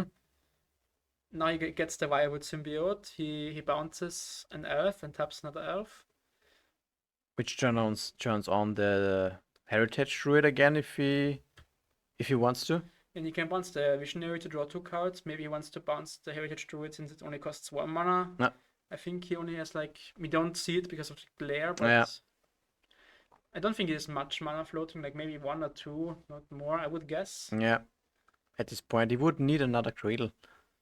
He already For much played the mana. Cradle for turn. Yeah. So he has no land drop left. I mean, he's forced to go off facing that board from the opponent, so he has to try and do something. But let's see. He untaps the Dryad Arbor Probably. and bounces Or- an elf, I guess. Yeah, I'm not sure how this deck usually wins, but yeah, I mean, oftentimes it is create a hoof behemoth Mm-hmm. and just stampede the opponent. like make the many bodies with the Aiv progenitor ooze, as someone in chat pointed out, so Yeah. the storm ooze. Yeah. And in some screenshots, I also have seen him cast tendrils, since there's like Nice. the Birch Law Rangers that's like similar to the Heritage Druid Yeah. that makes 3 green, but the Birch Law makes 1 mana of any color for Yeah. 2 elves instead of 3. Exactly. Yeah. So you can make double black and then cast the tendrils. Mm-hmm. So it looks like he's going off with the Beast Whisper, which is kind of the glimpse effect, since Yeah. you get to draw a card whenever you cast an elf. He wants to find much more cards. Okay, he but scoops. he scoops. We'll see. I don't know if this is actually now game 3 or game 2. Okay, this was game 2 actually. It's now 1-1. So we update the standings here. So first game that was played was won by Gino. Mhm. And now Simon won the second game. Interesting, very interesting matchup. So we have seen now 6 different decks now. From the, let's say, first round and then these two. It's already quite different. Let's say today at least they were very diverse meta game. Mhm. So Cradle Control has the option to go for Nature's Order into Atraxa. What likely happened last Which game. likely happened, exactly. And yeah, I don't know. I think Christian doesn't have that option because Standard Elves does usually play also this kind of combo. Mhm. So would you think that Simon is ahead because of that? Because like Christian also doesn't have any counter spells. I mean, I think like the Christian is playing a combo deck, Yeah. and Simon is playing a more like fair green deck. It can have some unfair draws with the natural order, Yeah. but an Atraxa is like not that scary. You still have 3 attacks. Yeah, I see. Yeah. I see. Like it has to attack 3 times Mhm. for you to die. So I would always give the edge to the combo player, since Okay. Yeah. like what can Simo really do as like a mono green control deck? Yeah. He can maybe play Snuffouts in the sideboard, like the Grist we saw that Mhm. likely was put Yeah. there with a Green Suns in it, but that's kind of it. Maybe Fatal Push or Forties depending on the sideboards. But I would always give the shot to the combo player here. Okay. Yeah, that's fair. Since usually it depends on the style of combo, I think. Mhm. We saw the Rise of the Reliquary, like getting the Talon Gates, phasing out a creature. Yeah. So he has some sort of some form of disruption, Mhm. but I don't think he has a good form of disruption against the Elf deck. Like against other combo Yes. decks, like against lands, you phase out the Marit Lush like 3 times, killing. Yeah. But against Elves, I don't think the deck is quite well equipped to beat it. Could be, yeah. It's also a deck that has so many creatures on board that single target removal is not so great. Yeah. And Simon is more actually equipped for this kind of decks. You can so. play like Toxic Delusion on your own, since you kill your own creatures. So If he wants to, I guess it's. I doubt he would do that because he also wants to have a couple of creatures on the battlefield. But yeah, it's an option. Rooting for the one with the Rebecca Gabe limit. I think this is the one from Chino that we see on the right hand side. Yeah, it's also a signed version, I think, from Rebecca. it looks really beautiful. Yeah, it's very nice. Yeah, I like it as well. But the left one is also cool. I also like that one. How many do you have of that? And the left one I only have 1. Okay, I guess this is the one that you get for top 18. Yeah. This is the recent Yeah. one that you got in the last 4 seasons. Okay. What was the other one then? It was like kind of the same, but it was blue, like it was winter, and this is spring. I see. Yeah. So it's kind of like next one will be summer, will be I guess like more like yellow or orangish, and then autumn or brownish, I guess. Yeah. I think I have it with me here somewhere. Ah, It's okay. like more blue, frozen, winter, cold color theme, and Yeah. there we see like the blossoms. Cool. It looks really cool. Yeah, these are some nice things you get at 4 seasons. Always great to be there, of course, as well. And always great to be in Linz also for this weekend. We have the Austrian Legacy Masters. So game 3, we have Simon on the draw. Yeah. Christian opened with Nettle Sentinel, and Simon played Once Upon a Time. I think Nettle Sentinel is one of the more better starts. Like it gets to untap every time you play a green spell, so you get to make lots of mana with it, hopefully. And Once Upon a Time is also the best start I think you can have in the green deck, starting off with a free spell. And the Rife is a key card for him to get like his Cradle going, to get the Talongate's instant speed, Yeah. maybe a Bajuka Borg, something like that. When I had a look at this card when it was announced, I was thinking, how good is that like compared to Knight of the Reliquary, which is kind of the counterpart to that. But I think it really pulled its weight in this kind of decks. Yeah. Right? It's 2 mana, also tutors for your lands, and it can also be a threat. Yeah, it grows really quickly. And I think it's more powerful in modern like than legacy than modern, sorry, since you have like access to way more like toolbox lands. Yeah. Especially like the recent Talongates. like Talongates. Yeah, exactly. That card is so messed up, I think. Or like the Cradle that The we see, Cradle, yeah. And Simon deploys both the right, and I think this is a Keen-Eye Curator, right? Exactly. Yeah. This is the graveyard. It accesses graveyard, a card from a graveyard for 1 mana, and then if it has exiled 4 more card types, it becomes a 7/7 trample, I think. Yeah. So another. I don't think he brought it in as like a graveyard hit, more as like a beatdown option to kill Christian more quickly. Yeah. I think it can also be a one-off target for the Green Sun Zenith, right? So it can be also left over if he plays it main deck. We don't know, but yeah, it's not set it in, or he has it in the deck not for the graveyard hate reason. I think more for the beatdown. The beatdown reason. Yeah. I see. Cradle Mirror here. We have a Cradle also on Christian's side now. We have a risky Summoner's Pact, so he has to win this turn or spend most of his next mana to pay for the pact.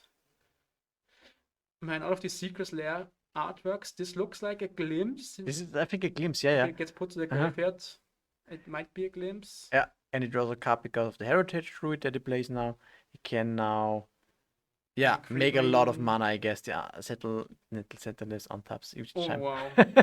Oh, this is like a combo. Now every spell he casts makes him 3 mana and 1 untapped elf, so it's like going really mana positive. And so Simon, he's thinking. Yeah, Simon is thinking. I don't know if he has something to respond. Likely, as you mentioned, the snuff outs. Yeah, he could, in theory, have that in hand. But it says okay. Sentinel on top. Yes. And what is he looking for? I guess he has now a lot of mana. I think he has already a Green Suns in hand, so maybe he has a Crater Hoof in his deck still he can get. Yeah. Otherwise, as we said, like the Ooze maybe make a giant. There's the Snuff Out and the Heritage Druid.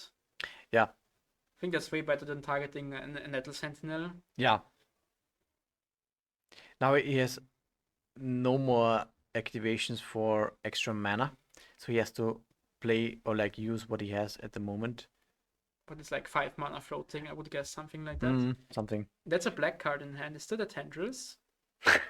Actually, is it a Tendrils? Maybe a Tendrils kill. This would be interesting to see. He draws another card. Do you think it looks like Tendrils, right? It looks like Tendrils, true. And given the fact that Simon has had to pay 4 mana, 4 life for the snuff out, there's also not too many more storm triggers that he needs to. Yeah, he played like Glimpse, Pact, Nettle Sentinel, Wirewood, that's 5. Green Sun is 6. Yeah. So if this is now a Birchlaw Rangers, he might have enough mana for just Tendrils, yeah. For 7, Storm is 6 plus the Tendrils, so that's 14. Yeah. That would be sick if you see like Storm maps. There's the Birchlaw Rangers. Yeah, might see it actually, yeah. Yeah, this might be enough, I think. Yeah, and he can generate 3 more mana with the creatures that he has. He has even the Cradle untapped. Oh wow, yeah. The Birchlaw plus the 3 Nettles, that's 4 for the blacks. Nice. So he played Summoners. There's the it's a Tendrils. Oh, wow. Yeah. Very nice. Storm Elves, let's go. Elves. 2-0, beating, I think, a very good matchup for Storm Elves, to be honest. Yeah. Not very much interaction. The snuff out was okay, but it didn't really prevent the combo. Yeah, now we see the sideboard from Simon. It's likely for snuff outs. Mm-hmm. He had it, and that's it. Yeah. Yeah, for snuff outs. For snuff out, yeah. So yeah, and some discounts maybe. Yeah, classic combo deck now. Elves. We have Gino winning with nice tendrils, as you would expect, everybody. The classic elf combo. The combo classic kill, elf right? combo, yeah. You don't need natural orders, you can just play in that tendrils. Yeah, very nice actually. Nice to see. So we have Gino winning this round and advancing. We have now a couple of more minutes, I think, before the round finishes. Let's see, a couple of minutes, yeah. But I think we can go now a little bit on to a short break before we head into the next round. It will be then covered by Philip and Felix. So don't get anywhere for sure. We'll see you soon with a couple of more matches of Legacy. So see you in a couple of minutes. See you. Bye bye.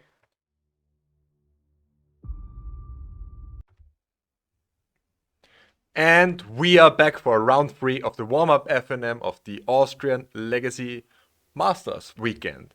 So I'm Philipp Klein. I'm here with my co-host Felix Stenitzer. Felix, how are you feeling about this matchup that we're now facing? Yeah, we don't know the decks yet, unlike last round, or like only one deck, I think. So we'll be quite interested. As we said, Siggy is playing Nadu, you told me. Yeah, I'm pretty sure I made some pictures between rounds and I posted them on our Twitter account. So head over to Austrian_Legacy on Twitter and yeah, look at the impressions. They are awesome and our players are just great.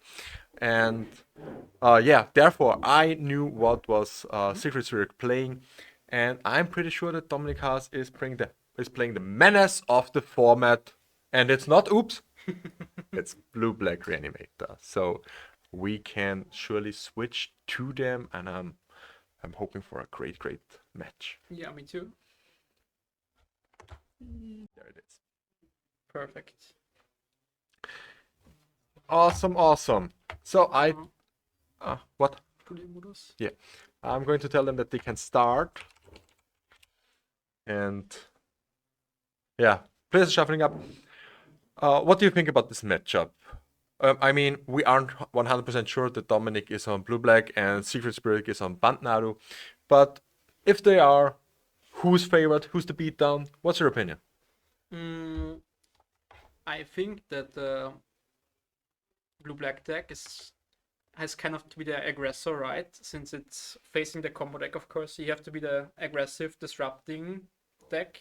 I mean, the strength of the blue-black deck is that it's also like kind of a combo deck itself with the Reanimator plan. So it can make a cheap creature and like a cheap big creature and start applying pressure. So I think that's the role from the blue-black deck and the Nadu deck, depending on which version it is. If it's breakfast, it has to be like as fast as possible, or if it's more like a control-ish Nadu build with maybe endurances, you can like be slower, play the control-ish game against the blue-black deck. So let's see which exact version it is. If the Nadu deck has to be the aggressor or the control deck. But I would give the edge, depending on the version, usually to blue-black. But if he plays endurance, I would give it to Nadu. I totally agree with you here.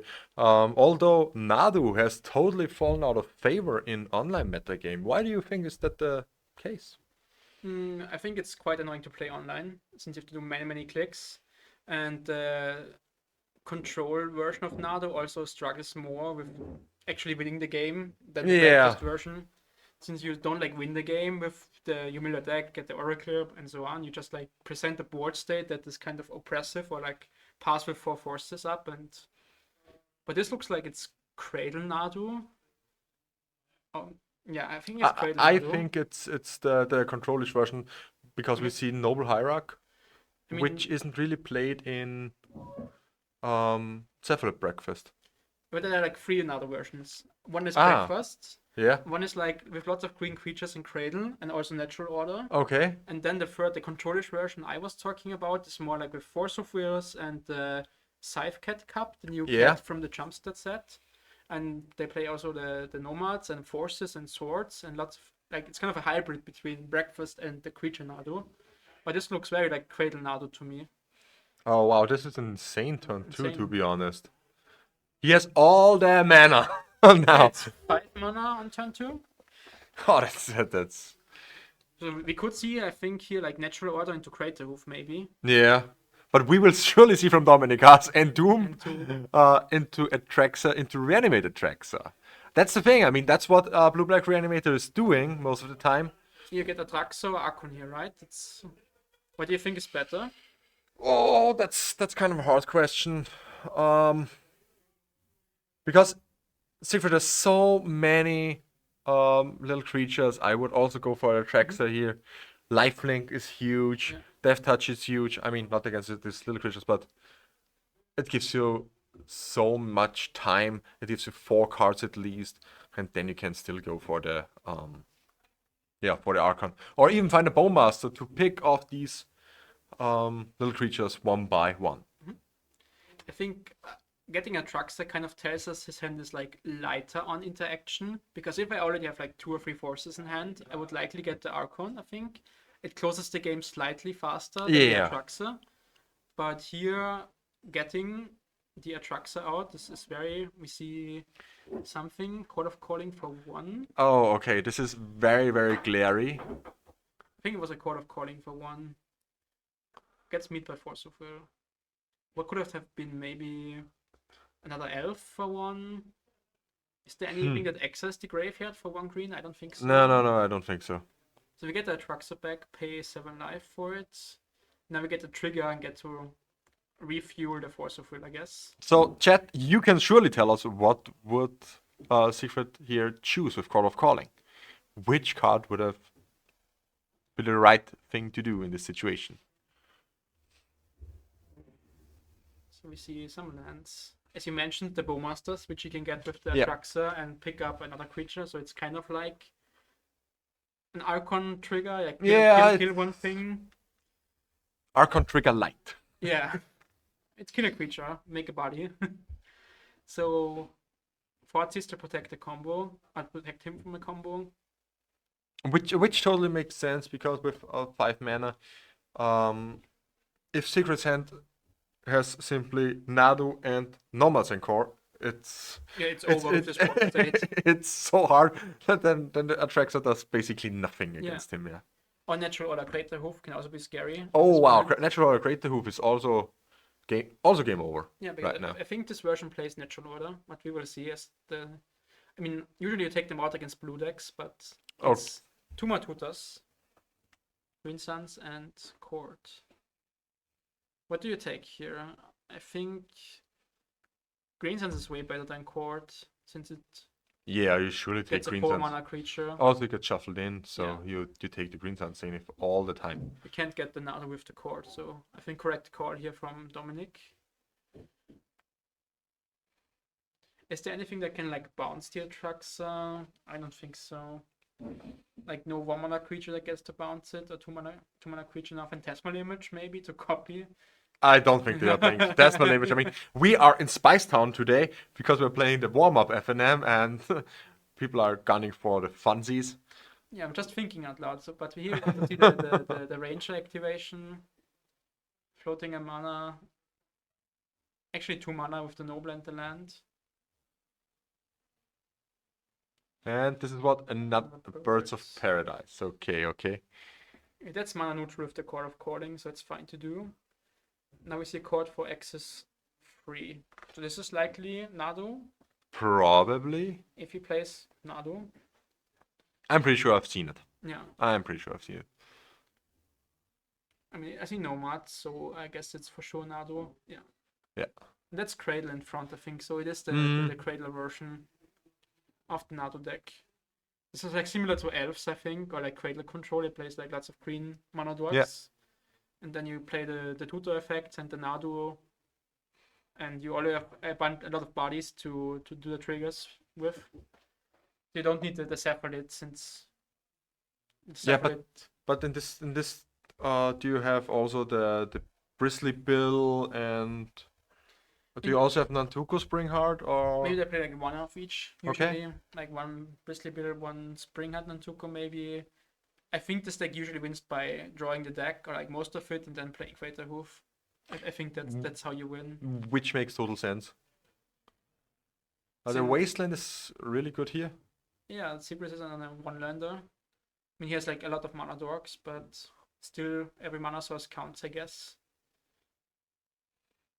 and Siegfried all is now on the dependent on the mercy of his top deck. Exactly. He needs to flip like he can take 2 attacks, 4 with the birds if he decides to block. So I mean, he can take 1 attack. yeah, and then He's on jump 13, block. yeah, then jump block. What can you draw here? It's like Nomads and Core, I guess. A Court? More Court of Calling. Court does find Nomads. Yeah, finds any Okay, creature. finds any creature, okay. Green Suns, I guess he plays a Sylvan Safekeeper to get something with the green mana. That would be my guess. Like attack the land to target something, but only with 1 land, and there's the Wasteland in play. I don't think Safekeeper is like an option. He bounces the land to protect it from Wasteland. Smart play. In the end step, I think. Oh, he gets an auto trigger. Ah, yeah, because the ranger. he can untap Nadu and gets a trigger. Yeah, he can untap a creature, return a land, I think, and gets a trigger. And now maybe he plays a Surveil land, so you can fetch for Surveil to get another look for a good card. We know Dominic has the Bowmasters in hand, but do you want to Bowmaster something here and give him another trigger? It looks like. Yeah, Get another trigger. Kills the Korean Ranger, which is fine. It would be a trigger next turn again. So Yeah. it's kind of the same, but for future turns it's better. Also, the important part is that Nadu doesn't draw cards. It just puts them into the hand. Yeah, that's true. the whole meta has simply just shifted to work around Bowmasters.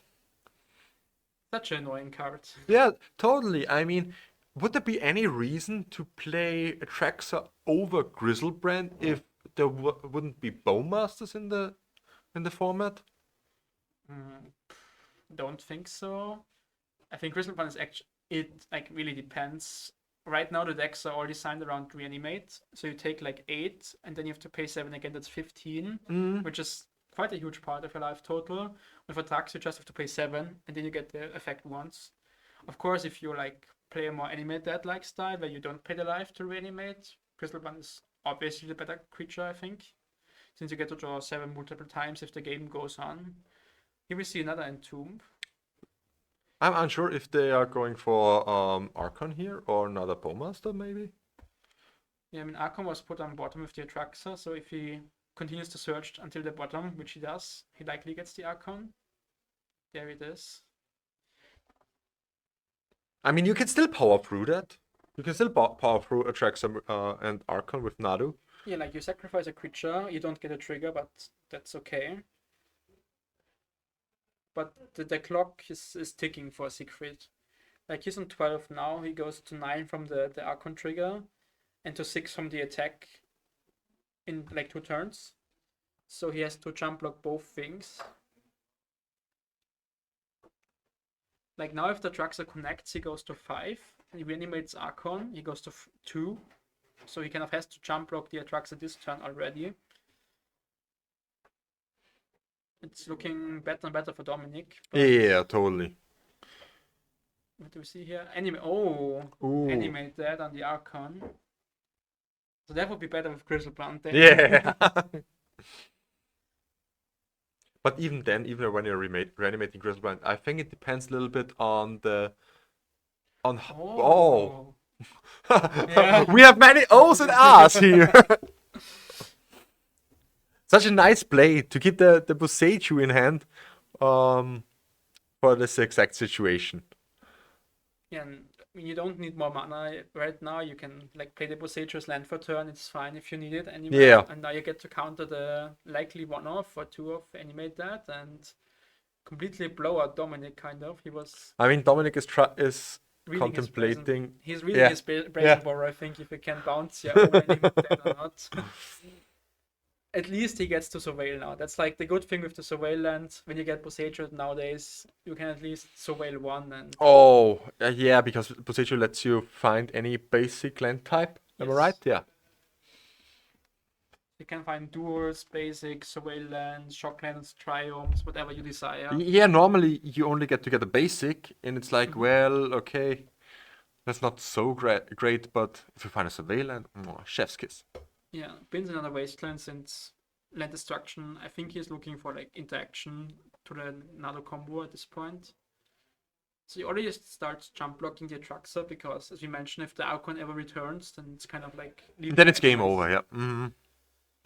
I think you have to preserve your life totals here and simply try to rip up a Nomad Synchro. Yeah. Or a Call of Calling, or... I don't know. Do they play Brainstorm? I think so. Brainstorm would also be... okay, with Bomas on board, it's... I mean, this is blue-green, so I don't know what the blue is even for. Yeah, Nadu. Obviously, yeah, Nadu. Yeah, my bad. This is Allosaurus Shepherd. Which doesn't really do anything here. It just, like, Dominic, I think he has like a Brazen Borrow in hand, and that's it. I mean, he can bounce the Nadu. Exactly, that's good. But it gives him a trigger, Siegfried. And as long as he doesn't have like a counter, it doesn't really matter if you bounce the Nadu or not, since he can replay it with all that mana. He still has 5 mana in Dorks, yeah. In Dorks. Yeah. Let's see if he decides to go for it here in the end step. What do you think about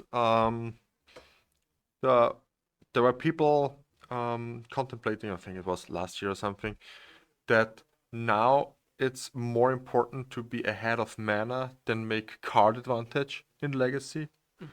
What do you think about this stance? I think the format right now is so fast that being ahead of mana doesn't really do anything most of the time. Like many games with Oops end on turn 1, or even with Breakfast can end on turn 2. So... Yeah, but it cheat also on mana. That's the thing. So if you're ahead on mana, then you cheat on mana, like show and tell, like Oops all spells with rituals and something. Mono red Stompy with all the soul lands. Basically, that's what they meant with being ahead of mana. And the days of trading, making an attrition game and being ahead of card advantage are over. If you phrase it like that, I agree. I think right now it's really, really important to like do something proactive and do something like something the opponent has to respond to, something oppressive. Either you win or the opponent has to counter it, kind of. So decks like Oops or even like the Ancient Tomb decks are really good at that, and I think speed is, if you phrase it like that way, speed is more important than going to the grind fest and playing Brainstorm after Brainstorm after Brainstorm. Yeah. There's a reason why Control has kind of fallen out of favor. Yeah, that's true. Since all the cards are getting like more impactful, like threats, like Tamio is such a strong threat. And Nadu, the red deck, the Oops deck that wins on turn 1. And what does Control get? Nothing really. And even if they have like cheap answers like Swords to Plowshares, trades almost down every time. Everything makes 2 bodies, or like Tamio makes a clue now, and so on. So the answers for Control have been lacking. I think that's why it's not as present as it used to be. Yeah, and that's the thing. If you're always just playing Haymaker after Haymaker after Haymaker, it's very, very hard for Control to even get a foot into a match. Yeah. So it's kind of, and usually the first Haymaker is enough to take over a game. So playing the card advantage game is not important anymore. No, not really. Yeah.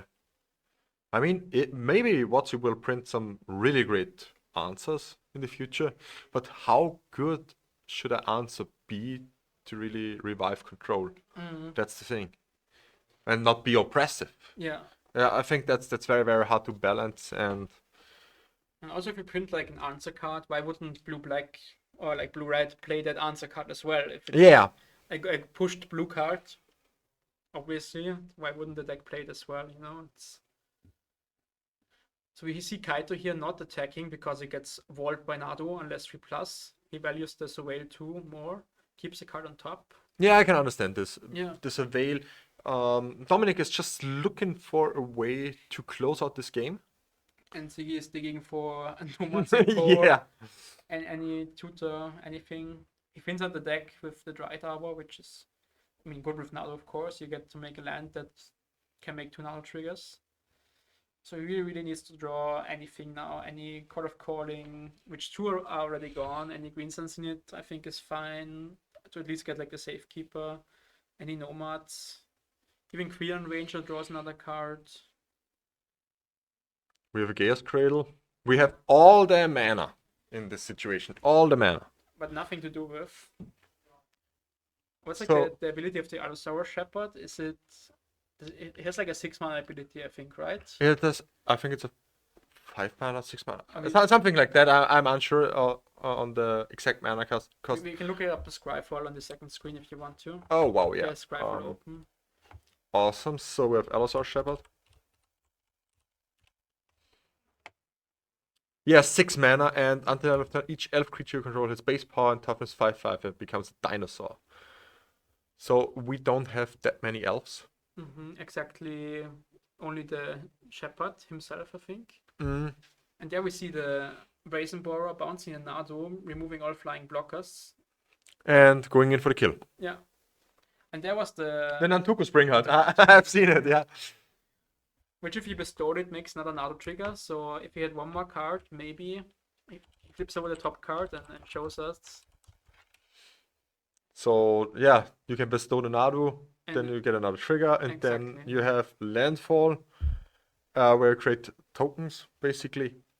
To trigger with Nadu again. Yeah.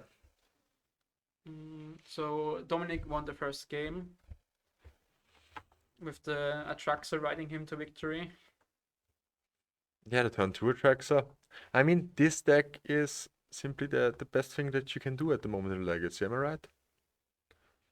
I think it's most people thought the deck is like that after the troll ban. Yeah, me too. Really? Yeah, because I thought, yeah, 8 Entomb are too much. 4 Entomb will put the deck in its place and it will be fine. And also my argument was that, or my opinion was that when you get to reanimate the troll, then the other deck simply doesn't have that or has to deal with the troll first, and in the time that you can deal with the troll, they get simply Entomb Atraxa. Okay. And that's just that would be too much. But really, what I think now is that the tempo shell in itself is probably the reason why this deck is so good. Yeah. I've first second I thought the deck would be like worse or dead as well, but it slowly like climbed back of the meta. Now it's on top again. And it's so funny because every time they ban something out of the blue-black deck, they print another busted blue or black mid-range card. Like they banned Grief, they printed Frog, they Ben banned Frog. Frog, the Troll was already there. And now they like banned the Troll and printed Tamio, which is insane in every blue deck, Yeah. of course. And like, it's not the Reanimator thing that is too powerful, I think. Yeah. If you combine it with the tempo deck, and like this is what this deck makes so good. You can be the aggressive, you can be the controlling deck. So it's like kind of a mid-range deck with a combo finish. Is so strong. You can choose which option you have to be in the matchup. That's so strong. And if you exit the Reanimator thing, this deck becomes way less powerful since it's like a mid-range deck. But it's Blue Black Tempo Oh, is Tempo, exactly. is still the top second 3 deck. the, in my opinion the second best deck. And if the Entomb or the reanimation package would be gone, this deck would simply convert into Blue Black Tempo, and it would Exactly. still be the best thing to do in Legacy. Because the blue mid-range cards, or like Bowmaster also, all the new printed cards are so powerful. Even Yeah. after Frog and Grief and Troll got banned already. That's true. That's so true. I mean, we had some kind of control decks that tried to keep it in check, like with Bug Beanstalk. But the Beanstalk decks are great, but they simply are so weak to Bowmasters again. Yeah. I mean, I don't want to be in Watsy's shoes here because it's hard to do the right thing. Do you think something has to go in like next weekend or like next Monday? The thing is, the next BNR announcement is 2 weeks prior to Eternal Weekend in Italy. Well, it's on the 14th of June. Yeah, and so they have to get it right this time. Wait, Eternal Weekend is in 2 weeks? No. But we have a ban cycle of 3 months. Yeah, the next one is So in 1 week. yeah, and And the second next one I think the second next is one right before Eternal Weekend. is right Okay. before Eternal Weekend. So they have to basically get it right until then Mhm. to make the legacy format really great and really fun. Also to play it, to get a lot of players to Eternal Weekend. And that's in my opinion the really hard thing to do here, to get it right. So Then Dominic has brought in Force of Negations. Have you seen this? I mean, we saw Court of Calling, Screens and Zeniths. He also plays Swords to Plowshares post-board, the Nadu deck. So I guess it's like 12 premium targets, I would say. Okay, yeah. For the Force of Negation. Yeah, also you can exile the bestowed Springheart Nantuko if you like. It's an enchantment on the stack if you bestow it. But I wouldn't bring it in, to say be honest. it's not in my first on my list of cards that I want in this matchup. It's not really high. I think like Force and Days are good enough usually. When Days is not that good on a draw against the Mana Dog deck, of course. So maybe he cut all the Days and brought in for, which kind of makes sense. I can see this, but I think there are better cards to bring in against Nadu. And I don't think Blue-Black Reanimator is playing any specific sideboard hate against Nadu because it's nowhere to be seen, right? Yeah, I think also it's like a good matchup. You just take the key card and Fotzi. So before Cephalid, as we saw in game 1, kind of he took the one tutor target that could take the mods, and then Secret deck didn't do anything the whole game. Basically, he had the Nadu, hit the creatures, but he was missing the second kind of combo piece. Yeah, that's true. So I think Blue Black is very good at beating or denying combo strategies. Yeah, especially when you pair it with the extremely fast clock of Atraxa and Arca. Yeah. So once upon a time found an Endurance. I don't know if you saw that. So he put the Endurance into hand and plays a Tron Birds of Paradise. Endurance is also, I think, on an all-time high in this meta. Because you have Upsol Sparrows, you have Blue-Black Reanimator, even Blue-Black Tempo gets hosed a lot by Endurance. If you get rid of the graveyard, you can simply block a Nethergoyf. Yeah, or prevent the Murktide from coming down. Prevent Murktide. Yeah, Murktide is also such a juicy target to hit. It's also good against like the Delver decks. The Channeler is the new Delver kind of is also weak to Endurance. Either the 3/4 reach body or the ability. And last round we saw Cradle Control, which is, I mean, not weak to Endurance, but you can shrink the Rife of Reliquary, so you can there's some niche situations where you can play it. So I think it's a very strong card, very underrated. Yeah, for in sure. The current format. I also feel the same about Rest in Peace, to be honest. Oh wow, there's Bowmaster on turn 2 killing the Allosaurus Shepherd. It's fine, I guess. That signals that Dominic has a counter in hand. Yeah, the Force of Negation. Yeah. But it signals to Secret. Yeah. But why would you play the Allosaurus Shepherd and expose it to like a Bowmaster push if you don't have a follow-up play? I mean, I think I see a Green Sun Zenith that he can play for 4 mana, ideally to get Nadu. That makes sense if you play the Shepherd like last turn. Then you have 4 mana this turn to play the uncountable Zenith. But now he runs straight into the Force of Negation, which he doesn't use. And what's this for 2 mana? Is it like Keenat Curator? Yeah. Or just Springheart? Springheart, okay. Okay. Into a Bowmaster. I mean, you don't draw cards really in the Nadu deck, I guess. At least in this version. Yeah. You don't trigger Bowmaster yourself. I don't think he plays like Brainstorm and stuff, so... And now he's going for a landfall trigger. Yeah. Double landfall trigger, making 2 tokens to block the Bowmaster. Since, to me, it looks like Dominic is playing the mid-range game right now, and he has covered the in Reanimator strategy with the Endurance in hand anyways. So... But I think that's... I'm not sure if that's the right role distribution. as the blue-black Reanimator player.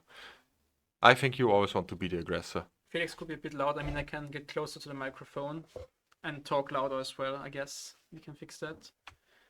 There's Fortsies taking the endurance, of course, and leaving him with only, I think, was a Misty Rainforest in hand. Which is fine. It gets him another 2 bodies. Just nice to see more of you. Yeah, as we told, like in the beginning of round 1 of the match game 1, we said that the blue-black deck has to be more of the like Reanimate combo style. Like we saw the turn 1 and Tomb turn to Atraxa game 1, which won the game. Now he's like going for Bowmasters and maybe tries to Kaito later on and play like a more mid-rangey game, which makes sense to play against Endurance, but okay, there's the second Bowmaster. That's a strong play now. That's why he didn't force of negation the Green Sun Zenith.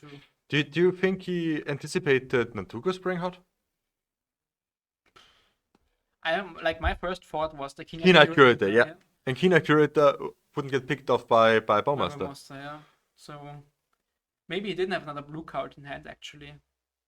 We haven't seen his hand in like a long time. I know he's like a Delta in hand. I saw that one, but besides the Delta, he's keeping his hand very close to himself. So that's the thing. What we really would need in Magic streaming and paper streaming would be hand cams. Like they have on the Pro Tour and stuff. Oh, that's so awesome. Then you can really contemplate about all the different plays that all players could do. Yeah. But that would require more people as well. Like there are also like table spotters where people are standing behind you, like on an iPad, entering which cards you have in your hand, so the card holders can see it. You know, maybe if we upgrade our production even more in the future. I mean, we are always upgrading our production, but there has to be a ceiling when you're a non-profit. Exactly. So we see the Delta we knew about, getting in for 2 with the token. I think it's another Bowmaster in hand. There's the Tomb. Getting Atraxas again, I think. Yeah, what else would you take? Yeah, Archon, like second insect, okay, doesn't do anything. No, not really. Oh, he gets the Archon. Wow. Okay. Maybe. Nah, he knows that he only has a land in hand. Yeah. I think it's still the Misty. No, the Misty is in play. He played okay. last turn. So we don't know the card in Siegfried's hand. And now reanimate the Archon. Yeah. I mean, this makes sense. You just get rid of the card, get rid of a body. And you draw a card yourself. And you draw a card, of course. Gaia's Cradle, so... Couldn't play it since he had to play the Misty last turn. Sex another... Yeah, sex an insect. And also goes down to 11, which is... It's like close to lethal next turn. Archon attacks for 9 in the air, but can be jumped by Birds of Paradise. Like he needs to draw Nadu and Nomads in 1 turn. Oh, that's not it. Yeah, he has to play it out. Yeah. He would have still discarded him. You can sacrifice it. Like easily. So we see there's a Wayland here. Building the Wasteland doesn't do anything. I would like to see a full swing here. Yeah. Discarding a card, which there's none. Sacking your last insect. Jump blocking the Archon with the birds. And killing a Bowmaster with Dried Arbor. Which really doesn't do much, but it's probably the correct thing. I think it's correct to keep the land in play. If you draw like... I mean, you can only draw 1 card, but... Yeah, that's the thing. You want to have many bodies in play as possible with Nadu, I think. But this looks... really, really bad for Siegfried here. And the Tamio. And he flips over the top card. No, he doesn't. Is it a good card? It's a Swords to Plowshares. No, it's Noble Hierarchy. Okay. Okay. Attacks with... with Exalted Trigger! And block it with Tamio. And that's game. Nice. Yeah, we have seen the power of blue-black Reanimator. Oh wow. And of Bowmaster, of course. Yeah. Gilded Drake, what a nice sideboard card. Stealing the Archon. It's nice tech. It's Yeah. really nice tech, but the 40s was insane. And Dominic really Excited happy. about the 3-0, yeah. Yeah, Rio is already a really nice record. I mean, Mhm. nothing to scoff at. What I really like about this FNM is that it's 5 rounds. Like no other FNM I've ever played is 5 rounds, and this compares really nicely to a Magic Online League. If you're Yeah, that's like true. 5, you get a trophy. We also have a trophy IRL that you get to take and hold in the picture, and that's really really nice. And also playing 5 rounds of Magic is or of Legacy even is so nice to do. Since you don't get to play the format a lot, I think in Yeah. Austria or in general in like many countries, I guess. Since Legacy is such a niche format still. Yeah, very unfortunately. I mean, we do this weekly. We play weeklies that are 5 rounds, and we have between 20 to 25-ish players Yeah, every that's crazy, week. yeah. And you can also follow our Twitter or our Instagram or our Facebook. It's Austrian_Legacy, where we post all our metagame data, our deck lists, and very beautiful pictures of our winners. And you also have proxies for your events, right? Yeah. We allow up to 12 proxies of reserved list cards over 50 euros. We make them ourselves, and we distribute them to our players so they can lend out the decks. Or they can lend out the proxies so they can play more Legacy. And we also have 5 full proxy decks to lend out. So if you come to Linz, simply head over to the shop, come to FNM or to a tournament that we are doing, and you can play with one of our 5 proxy decks. Yeah, that's so cool. And these are all those like top meta decks, right? I think Blue Black Reanimator is one of them. Lands, I we have think. Blue Black Reanimator, we have Cats and Cradles, Blue Red Corey Steel Tempo, Sneak and Show, Yeah. and Jeskai Wizards. Oh, Jeskai Wizards, nice. Yeah, so a great selection of Legacy decks. We take a short look if we have backup match. See if it's still going on.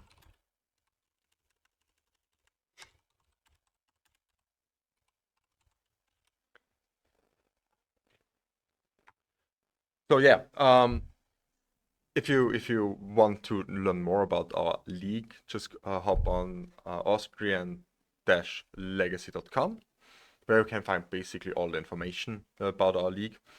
And yeah, that's the thing. We are waiting if we can get a backup match for you to watch. And in the meantime, we take a short break and we'll be right back soon. Okay, the backup match is also finished. The backup match is also okay. How much time is left in the round? We take a short Let's have a look. Maybe oh we my can- god, where is it? There it is. So we Okay. have still about 10 minutes to go in this round. Unfortunately, the backup match also has concluded. What we can have some band talk if you want. Sure, I'm down for it. You're down for it? Yeah, Okay, let's okay. go. So Let's go try. spicy. I mean, it's FNM day, so we can talk bands. Yeah. Felix, what would you do on the 13th of June? So I have like kind of 2 opinions about the format. A good opinion and a bad opinion. I think like what I would love to see is them banning like 5 to 6 cards, kind of resetting the format. I think Ancient Tomb has to go. It's Oh, a okay, broken wow. card.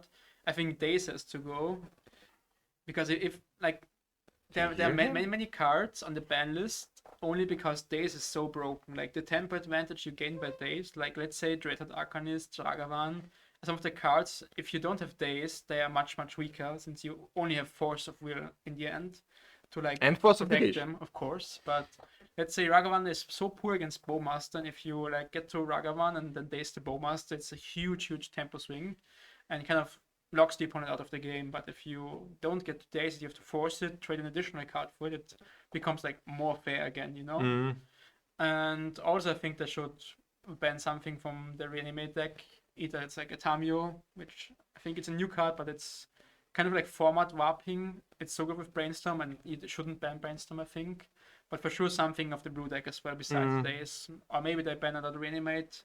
But I like Reanimate strategies since they like have been there forever, and the red black like more unfair strategies, these are fine. I think they die to hate quite consistently, but the blue black versions with like more tempo plans, they're so good against hate pieces, so that's what makes them unfair, I think. So I would shake up the format quite a lot. I haven't thought about all the bans, but I was talking with Niklas Holtmann actually on WhatsApp this week, and we talked about the bans, and these are some of the cards he mentioned. So like take a lot of bans, like cut 5 to 6 cards, or simply ban nothing, or like maybe ban one card. I don't know what it should be. Maybe finally ban Reanimate or ban Atraxa or ban whatever, Entomb. It's time for Entomb to go, I don't know. But something of the blue black deck I think has to go again for like the third or fourth time. Yeah. Banning something from the blue black deck. What do you think? I'm with you on a lot of topics. In my opinion, the Reanimate shell or the Reanimate part of blue black isn't really the problem. Like we talked a little bit in the during the match. For me, Entomb Reanimate strategies were legal for all the time, and Atraxa is not a better card than Grizzlebrand. So therefore, the argument that wizards will always print better creatures, and therefore Entomb will be better and better and better, is not really a great argument, because Grizzlebrand is still the best thing you could do if there wouldn't be Bowmaster. It wouldn't be format. Bowmaster, yeah, Yeah. exactly. So, I don't like really banning Entomb. I don't like really banning Reanimate. Especially Reanimate banning would simply do nothing, because you still get end of turn 1 Entomb Entomb and into then Animate Animate Dead, or Entomb into next turn there are Exhume or something. A new miracle creature that lets you Metamorphosis Fanatic. There are so many Reanimate spells on 2 that it doesn't really change anything. Yeah. You can still protect with Daze. You can't go Entomb into next turn, Thoughtseize and then Reanimate. Okay, Yeah. but that's not really what they are doing, to be honest. So therefore, to really bring down blue black a notch would be to hit something out of the tempo style, because tempo always adapts the best cards, like it always do, and pushes it into the shell and calls it a day, and suddenly it's the best deck. It's the same since 10 years. So you would ban Bowmasters maybe? I'm with you on Days. I'm totally with you on Days. That was my go-to ban since, I think, Ren 6. Okay, yeah. It would have been great to see Days gone. Although I think that would maybe kill tempo off. I think if you ban Days, you have to like also cut off the big mana, like combo decks, like banning Ancient Tomb, maybe banning. I know. Ritual Storm is not great, but something of Oops, maybe a Spirit Guide or something. I think you have to also slow down the combo decks a bit if you take out Days of the format. Yeah, that makes sense. Yeah, that's true, because Days is really keeping the format a little bit. I can't say fair when they're playing a combo in kind of in in deck. check, right? Yeah. If you like take out a Force or Days, combo decks would run even more rampant than they're doing right now. Like Reanimator would be even better, Oops would be even better. Decks like Mono Red would rise in popularity, even Sneak, like just like you slam your card or you don't have the Force, okay, I win, and now you can have Force or Days you have to play around. So if you get 2 protection tools, and if you ban one of them, combo decks would rise in popularity so much, I think. So you have to also ban something out of the combo decks. Maybe even Stock Up. I've heard people talk about banning Stock Up, since it's like such a fair card. Yeah. If you slow the format down with banning stuff like Days and Bowmaster, that Stock Up maybe also should go. There's so many potential bans you could do. So it will be quite interesting what they will do, I think. Maybe it's also enough to simply ban Tamiel. To break up the mid-range tempo portion of blue-black. Yeah, because what other one drums do you have than Tamio? Yeah, you can. You can play Delva. Like Yeah, you that's won't not play good. Delva. It's simply not good. Hi Lorenzo, nice to see you. We miss you, unfortunately.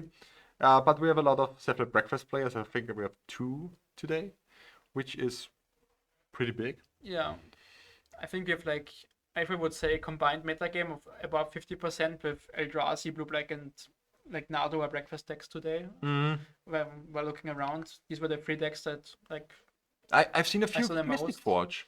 Yeah, like kind of the Eldrazi Yeah. / Mystic Forge. Also more like the ramp decks with the Urzas Land and the Planar Nexus. Yeah. And the new Ugin, which is quite nice. Oh, I'm unsure. What does the Ugin do? It's like, and you cast it, you exile something that's colored, I think. It's at Eye of the Storms. Yeah. So when you cast this, you exile 1 permanent that's one of my colors, so not a land, but anything else. And whenever you cast additional color spell, you can do the same thing again. So okay. every Moxopal, every Monolith, every Key, every Lotus Petal exiles something, and it makes mana, it draws cards, gains lives, and the ultimate wins the game. You just search for your whole deck, basically, and win on the spot. Yeah. That's an insane card. I haven't read it because I'm not a player that plays these kind of cards. Yeah. Therefore, I just dismiss them. They don't exist. And when my opponent plays them against me, it's like, I have to read the card. Yeah. Fuck. It was quite popular at last 4 seasons already. Also, Cloud Post adopted it. And yeah. of course, the Mystic Forge are like key monolith decks. Since it's in the combo with Flash Rig, of course, you get to make a lot of mana quickly and then play a bunch of spells after the Ugin even and destroy all the Steel Cutters, the Atraxas, the Archons, the Tamios. You know, it's great magic card, I think. Yeah, the power creep is truly there, yeah. So we have about 5 minutes left in the round, then we have surely a little bit of extra time. So we head into a short little break and we see you next round. Stay tuned. Okay, so we are back with round number 4 of the Austrian Legacy Masters warm-up FNM. So how do you think is the evening? I think overall the evening is advancing very nicely. We had now 4th round now. We had pretty nice different decks that we look at. We had nice matches also on stream and nice situations. And I think the vibe overall is really great. So very nice event that we have. Awesome. So the tables are already ready. Now we hop into the game.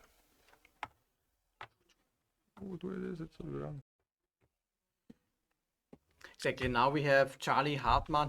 We know that he plays ninjas. This is something. This is also a blue-black themed deck, but opting for a different kind of threat and creature suit. I would for sure also expect something like a Kaito with some ninjutsu shenanigans going on there, or some kind of fun Retrofit Foundry or something like that produces lots of tokens and can be ninjutsu. So this is very nice. On the other hand, there's Tamas. We don't know yet what he's playing, but we will find that out very soon. Exactly, yeah. And Charlie is probably one of those guys of Bochum, am I right? Might be, yeah. So we have a lot of different nationalities here at the Austrian Legacy Masters. I think there are people here from Germany, from are we Slovaks? Are they here? I think this time not so many. I think it's more from Hungary. More Hungarian people. We have Austrians for sure. Unfortunately, the Italians aren't here this time. But we hope. This is a call, yeah. Come to us next time for sure. So, what do you think about this matchup? Who is the beatdown here? Well, let's see. We have seen now Urza's Tower. So probably Mystic Forge?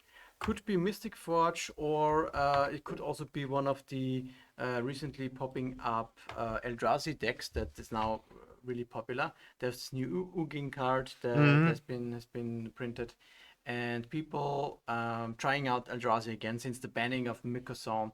Sowing Mycospawn. Sorry, Mycospawn, exactly. Thank you. The deck was basically not existed, not non-existing, but people trying out the deck now again, and it might also be this kind of version. We'll see.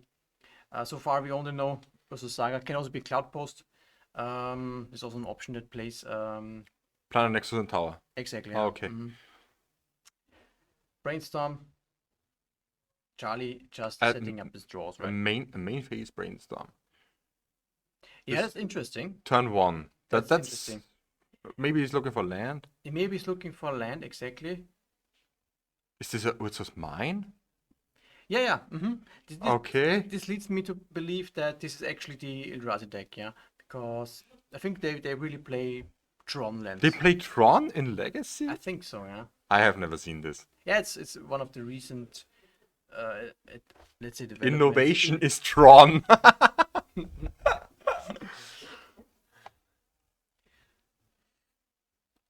Yeah, and Charlie, he found second land.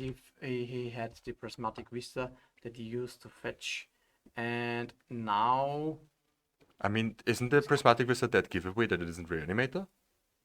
yes, absolutely, yeah. This should be one hint for Tamas to identify, okay, this is now definitely something that is not casting Entombs and Reanimates.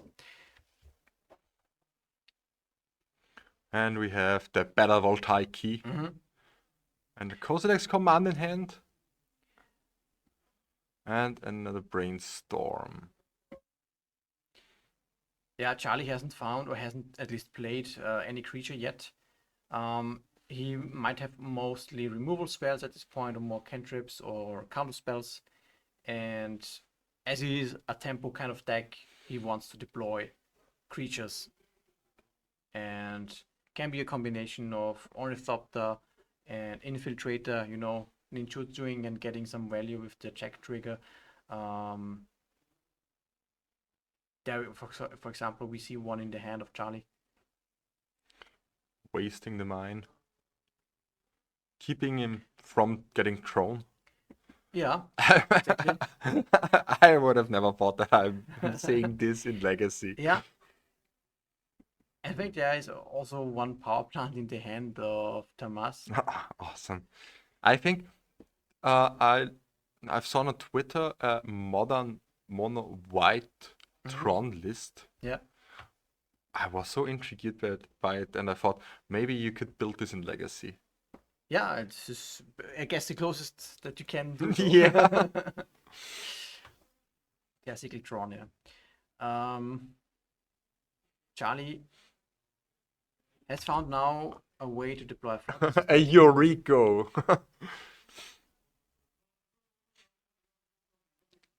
That's a total special feeling when your opponent has to read your card. Yeah, exactly. I love it all the time. Exactly, yeah. But this is a good threat. It will get some value for Charlie if he gets to connect. But now we've probably seen Ugin, 7 mana. Yes, there is one Ugin from Tamas in his hand. I think we need to actually check what this card does. I think it can exile some. Yeah, we already talked about it Yeah. in the last round. It's Ugin after Storms for 7 mana. When you cast this, okay, they're casting a One Ring, but that's fine. When you cast this spell, exile up to 1 target permanent. That's 1 or more colors. Also no lands, and whenever you cast a color spell, exile up to 1 target permanent. That's 1 or more colors. Okay, yeah. So it goes basically insane with 0-drop artifacts or something. Yeah. We now saw Tamas playing. Not a force. We now saw Tamas playing. Like the One Ring was first, and then this was answered by a Force of Will, and now he wanted to cast Kozilek's command, probably removing. Eureka. Yes, but this was also forced there. Eureka getting to hit and Oh flip wow, a Kaito. flipping Kaito. And this is something that will deal 4 extra damage. because the card that you flip will deal, depending on the mana cost, deal damage to the opponent in addition. And he's now a Kaito that he can cast. Do you go for the emblem or for the surveil here? I guess for the surveil, I would suppose, because you get to draw a card. Getting more value is for sure what Charlie wants to have. And yeah, I mean, he has used 2 forces now. He cannot stop any big things from coming down. And we know that, for example, he has to face an Ugin now. And you know, the threats will be coming. So I think he wants to have more permission. Yeah, days or something. Days can be tricky because of the amount of mana that Tamas has at this point. But of course, if he draws 1 card, I guess it's better than anything else, unless he has another blue card for force. And I would assume that Tamas is now trying to cast the Ugin. The Ugin, yeah. Because of the cast tree gets pretty safe. Gets to exile the Kaito. Really? Doesn't it have hexproof? No, only on your turn. When on your turn, Kaito is a creature with hexproof, but on the opposing turn, it's just a normal planeswalker. Okay. So you can blast it, you can destroy it with Beat the Triumph or whatever. Yeah, it's what people have to think about. Sometimes if you haven't played against the card, it's sometimes a surprise. Yeah, that's true. So Ugin, I think, resolves and will generate a lot of value. Yeah, you gain 3 life and draw a card. Or I guess he added 3 colorless mana. and goes for a Karn.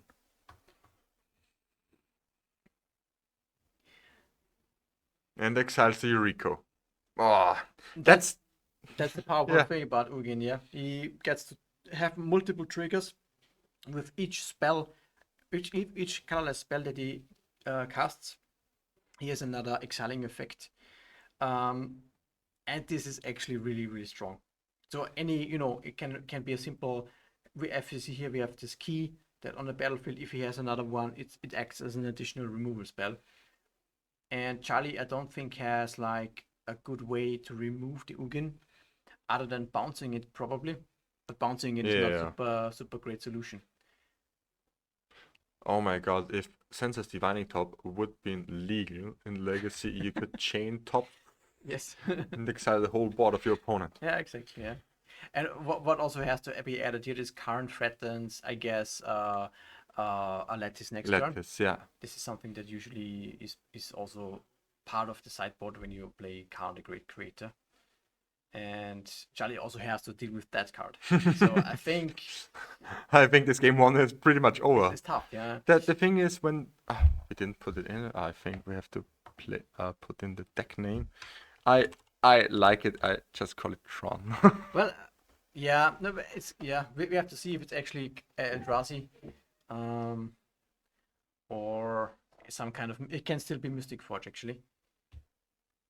I don't think they play Mystic Forge. It's just Yeah, there are versions that played it. We didn't see enough cards. I think I'm not certain. Michael Spawn Lattice would be, I think, pretty game ending. yeah, that's game over. Which means Tamas takes 1 first game.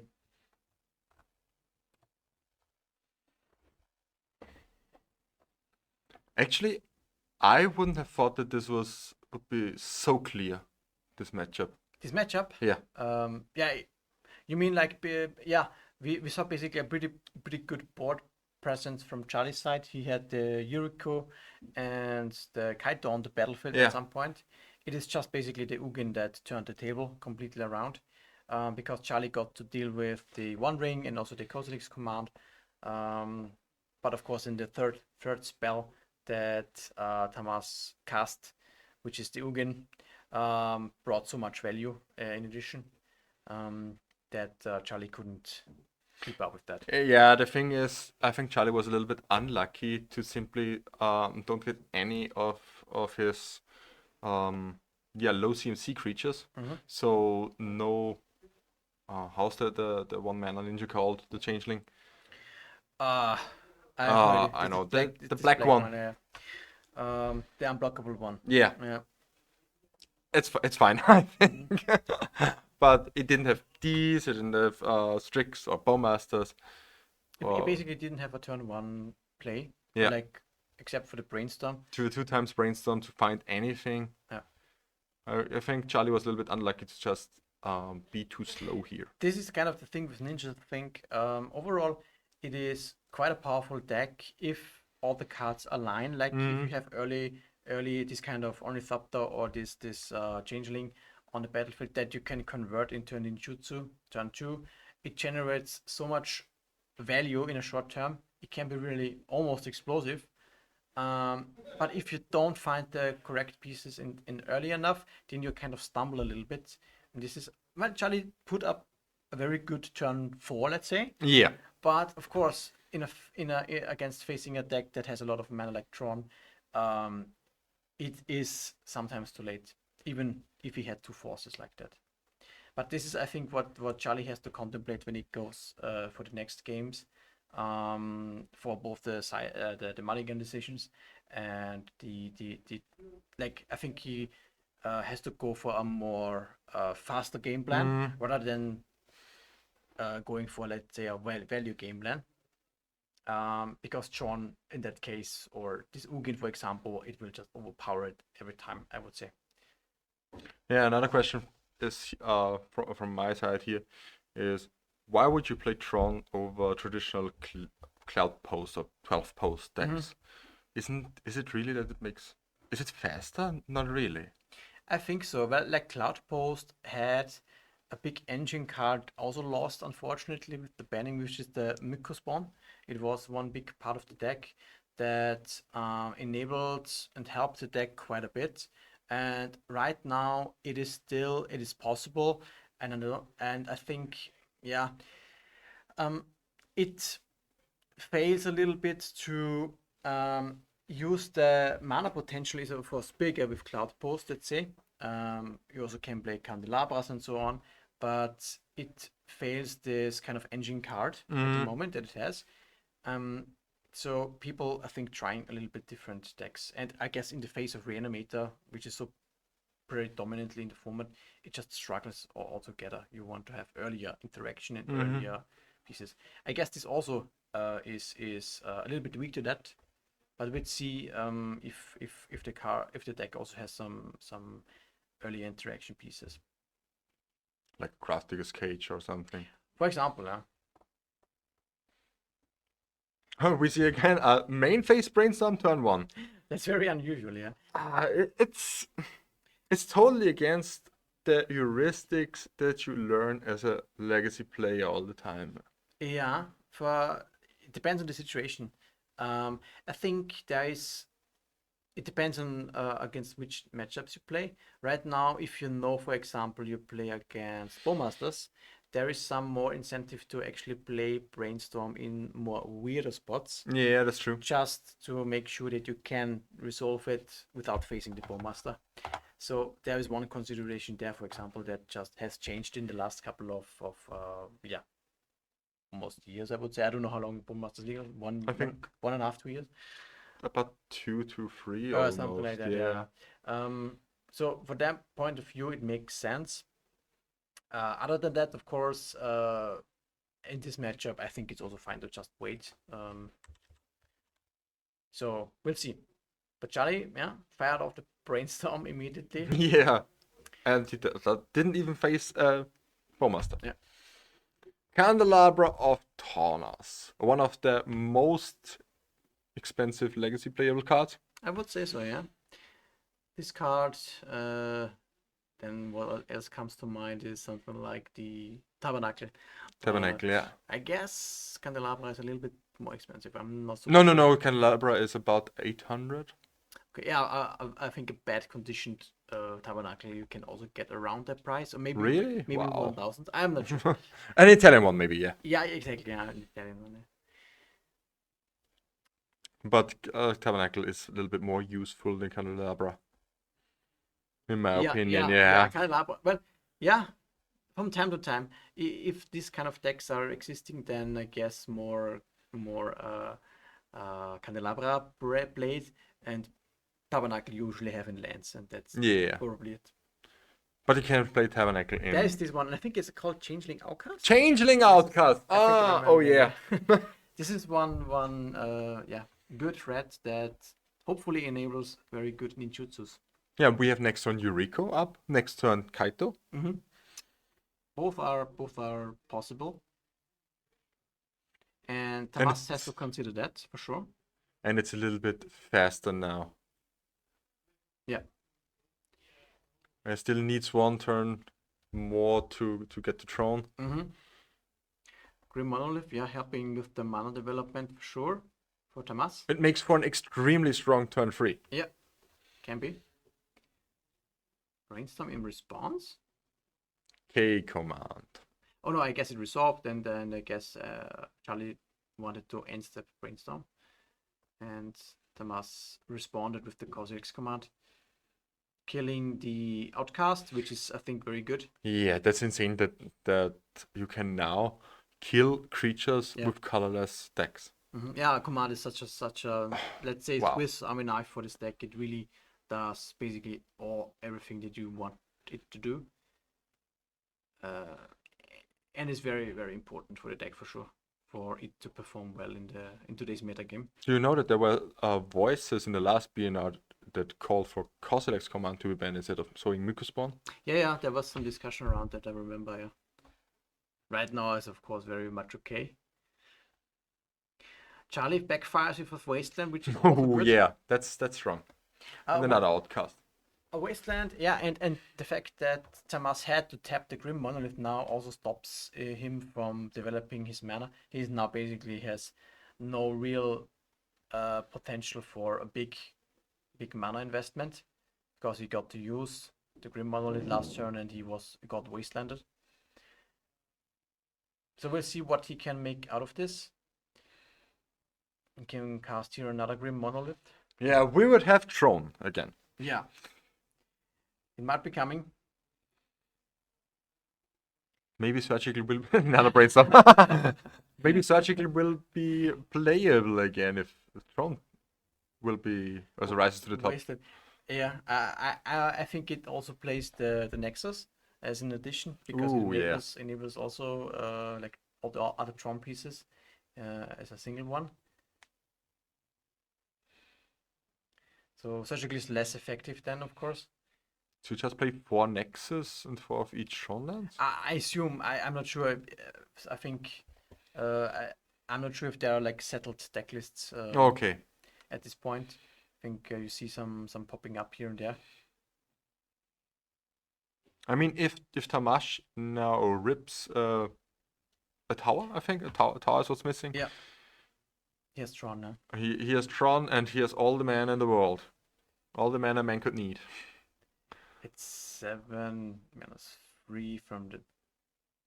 Is this Seagate Super or Seagate or a Seagate Restoration? I think the first one. I think the Seagate Super. I think. So what happened? He attacked with the Outcast. And the Ninjutsu. Yeah, the Brazen Borer. Yes, it flipped and got in for a total 4 damage.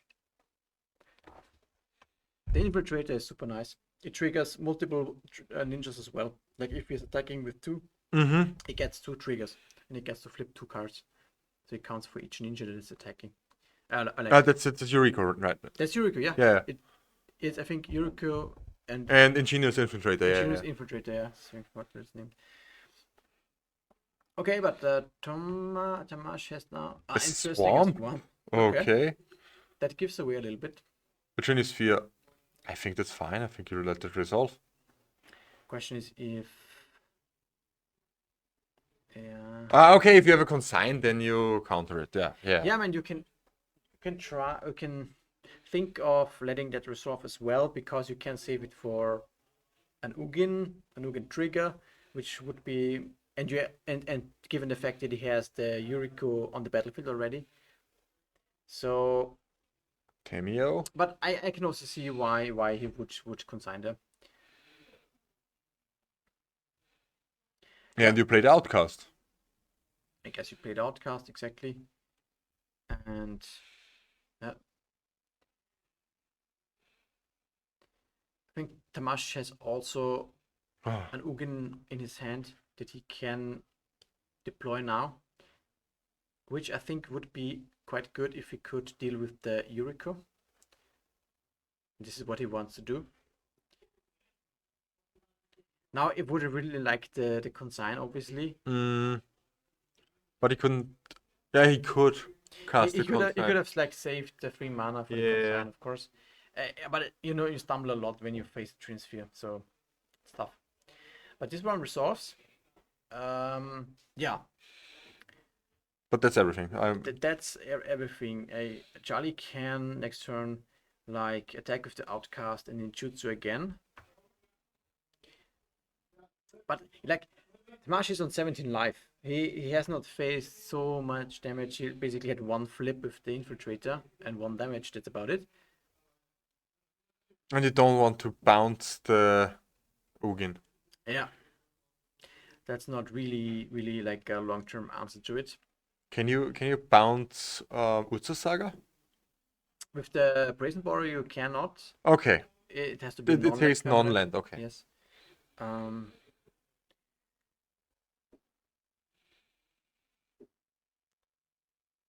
You know what would be great here? The brainstorm. Brainstorm. Just to flip the Tamio. To flip Tamio. Yeah. Yeah. Issue is, however, that I guess the Ugin will kill everything. Yeah, the Ugil will take over the game. If it's not dealt with now. Yeah, I mean maybe you have to bounce it. The Ugin. Yeah. I mean it gets recast. And then how Unless, much only takes 1? if he has another consign, yes, absolutely. And he can't cast it because the Grim Monolith doesn't untap. Yeah. So true. bouncing here the It Ugin, delays it for 1 or 2 turns unless he finds like now the missing Tron land. Cracks the clue and sees what he can find.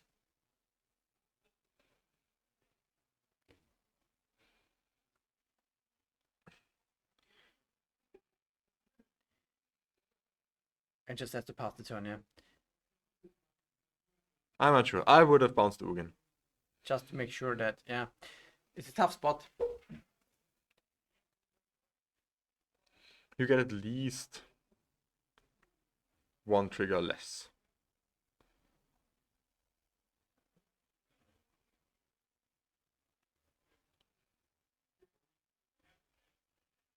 Yeah, There's so many life games. yeah, the Ugin is helping so much.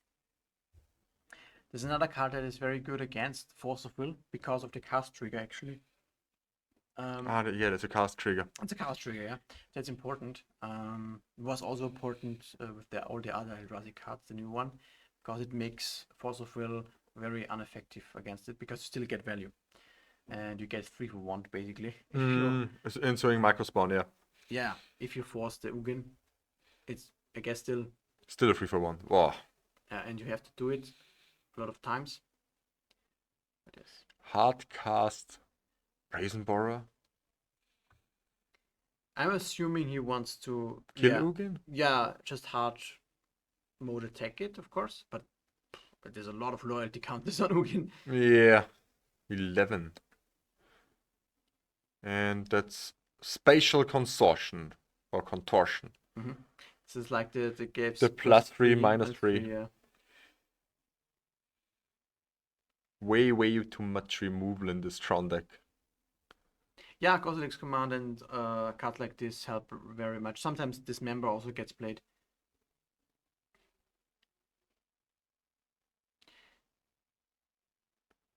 Wait, what? Maybe this is not the card that you think of. Oh. Okay, no, it's something else. I don't have any idea what this could be. It's All Is Dust. No. No, I don't think so, because it got like an Eldrazi spawn. It must be something that creates an Eldrazi spawn edition. I don't have any idea. I'm not a colorless player, so therefore I don't know all of these cards. Looks like a breeze for Tamash. Yeah, I think so. He just has to deal Eldrazi Confluence. Thank you, Arctic. Eldrazi Conference. Okay, I put it into Scryfall. let's look it up. Yeah, but as mentioned, the Marsh basically has to has to survive a couple of turns to develop his mana, and at this point he has so many impactful cards that deal with any threat from Charlie. And Charlie doesn't have in that case the power to disrupt enough to stop the development and kill before it gets too late. And now you can see the board, right? It is all mana is active, is available. He's an Ugin. Ugin will get ulted. Yeah. And Yeah, if you ult it, I think it's game over. Right? Usually for cards like this. It's search a library for any number of colorless non-land cards, exile them, then shuffle. Until end of turn, you may cast those cards without paying their mana cost. Okay. So yeah, then it's game over. Yeah, pretty much. Then you can play another Ugin, you get another, I don't know, Candelabra. Replay everything. Yeah. Karn threatening the Lattice next turn again, I would assume. If the Karn resolves.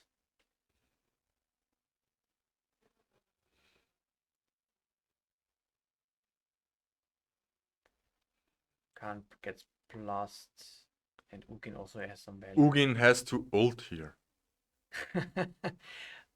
Just for the sake of the stream, Tamash! Ult it!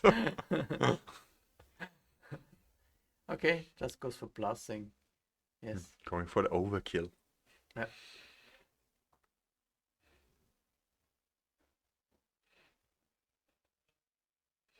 Colorless non-land cards, okay. Pushing the construct.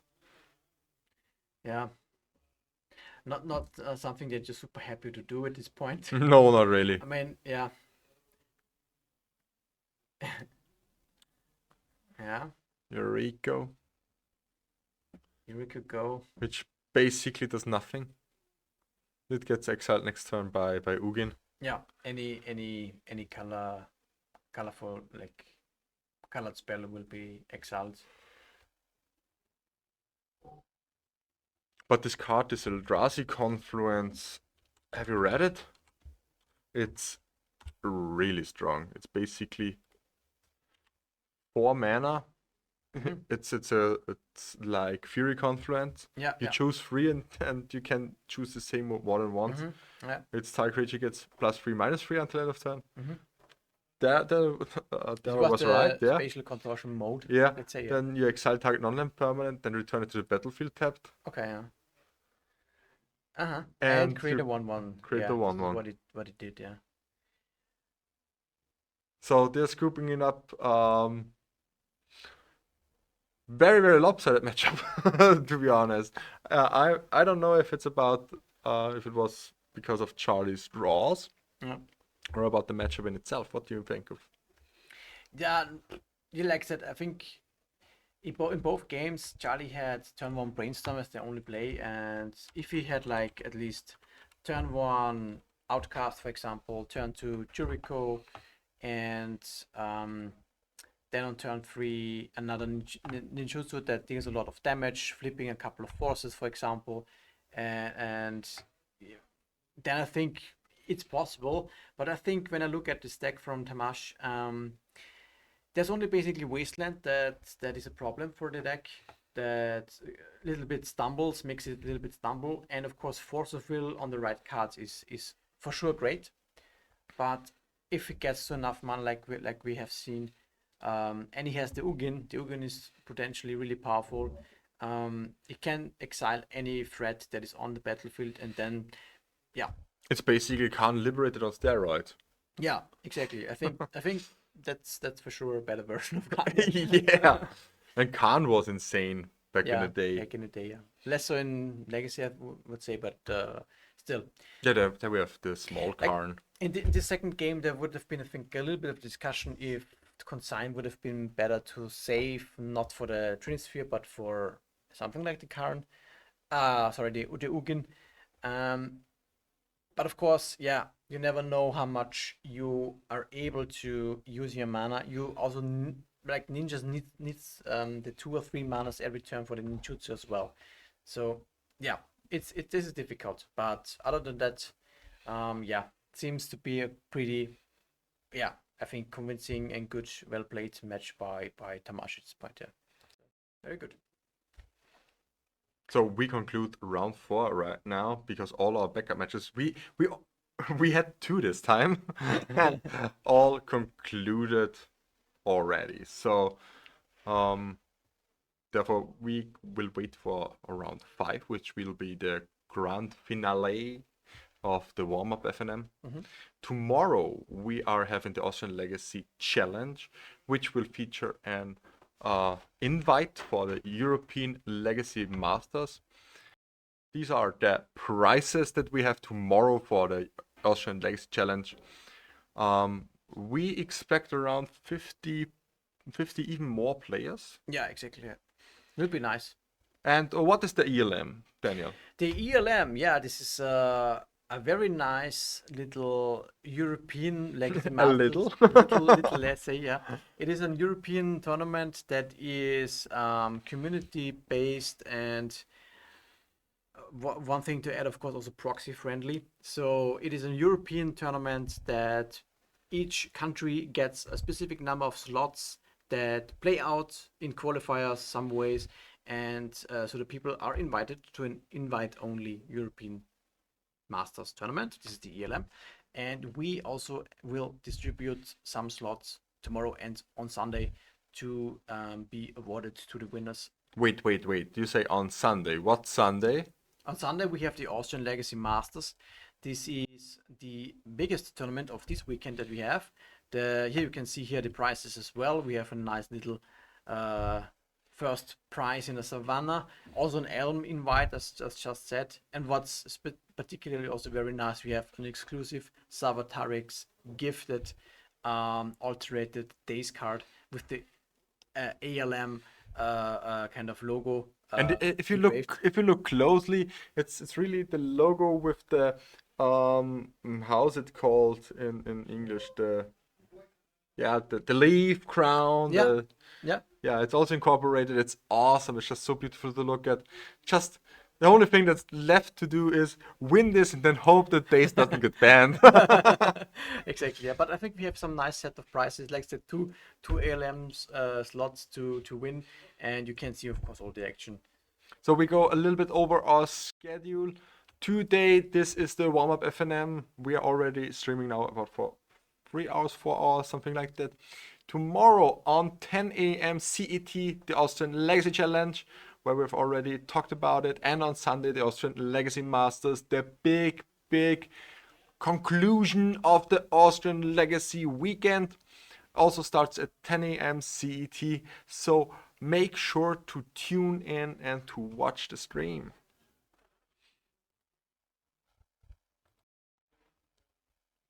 So these were very nice matches that we had. Yeah. We go into a little break and then we'll see us again in the next round. I think about 2 tables are still playing, so it should be a very short break.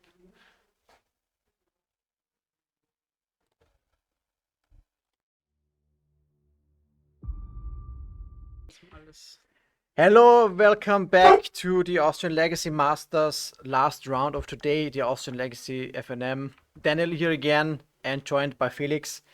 We are covering the last round of our tournament. You have been chatting a little bit back upstairs. How's the mood up there? Is it still ongoing? Oh, it's great. Everyone's talking about Legacy, about partying, about life. You know, it's so nice to see people from different countries like Germany, I guess Slovakia, Czechia, gathering here together to play Magic. It's play the game, see the world, and make new friends. It's amazing, I think. Yeah, we are almost full house basically at this point. And well, tomorrow and of course on Sunday there will be even much more like players to watch. in this tournament. But I think overall it's super nice situation. So last match that we had was Tamash.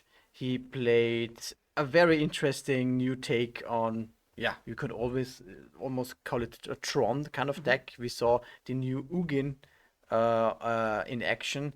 I don't know if you have played against the card or with the card in any format, but it really is a very strong card. It's a very strong card, yeah. Like it played against a ninja deck that didn't really have, it struggled a lot to deploy threats, but getting into disrupting the opponent is something that happens only for a couple, I don't know, 1 or 2 turns, but Tomasz had always the Ugin in time to turn the table, basically. Yeah. And this is what we also got to see. Now he's 4-0, so we will see him again in, let's say, the finals of our last round here. And he plays against one local guy from our Cephalid. He's playing against Tobias Jagersberger. He's on Cephalid Breakfast. Felix, how do you think when you look at Tron and Breakfast in this matchup? What do you think about this overall? So my teammate at last 4 season played the Tron deck. Yeah. So I know quite a bit about it, and I almost played it myself in the last 4 season as well, since it's a new deck with new cards, not many players know it. Yeah. But I think one of the perks of Calde's deck always, it struggles against combo. Yeah. You have Trini Spheres, you have, I think the Tron deck usually plays Disruptor Flutes main deck, and Trini Spheres in the sideboard. I mean, Trini Spheres is really good against Breakfast, since they can't combo you on the 1 turn. True. But besides that, I think they only have Disruptor Flutes main deck, and like maybe Kozilek's Command to exile cards from the graveyard. But I would give the edge to Tobias as the combo deck against like big mana, not really in the active deck. But there can be spots, of course, with Kozilek's Command, with Trini Spheres, with maybe Leylands in the sideboard. I don't know what Tomasz is playing, but it's gonna be a nice, hopefully long match as well. Both decks can also grind, Yeah, that is true. When we see a couple of Nados from one side and we have Ugin, the Ring. exactly, yeah. This is something that for sure can also happen, and this, of course, I guess there's also some dead cards on both sides for this matchups. I guess Tobias has usually like Swords to Plowshares, which is We can kill the Flash Rakers. Yeah, that's true. If he plays them, or like a creature animated by Khan the Great Creator, but that's it, kind of. Yeah, exactly. Yeah. And also Tamash maybe plays Chalices, which are, I mean, not that, but not great either. Yeah, we'll see who will now take this match. Kind of the trophy for today's FNM, right? Exactly. So let's see what will happen. We have Tomasz on the left side, let's call it Tron, and Tobias on the right-hand side with Cephalid Breakfast. They will, I guess they have made now their mulligan decision ready, and they're waiting for us giving the go, and then they can start to play. Oh, main deck Leyline, wow. You just talked about it. Yeah. Okay, yeah, that's nice. That's nice, yeah. Which outs does the Breakfast deck have against it? Maybe like Teferi? Yeah, Teferi is what I would think of to bounce it, or just have the Oracle in hand. But right now I don't think Tobias has the Oracle. It just, he has a couple of brainstorms. He can dig for it if he wants to, and but I see a Nadu in the hand of Tobias, so you can play a fair Nadu game as well, right? Yeah. Make some card advantage and draw the Oracle that way, and then mill the deck.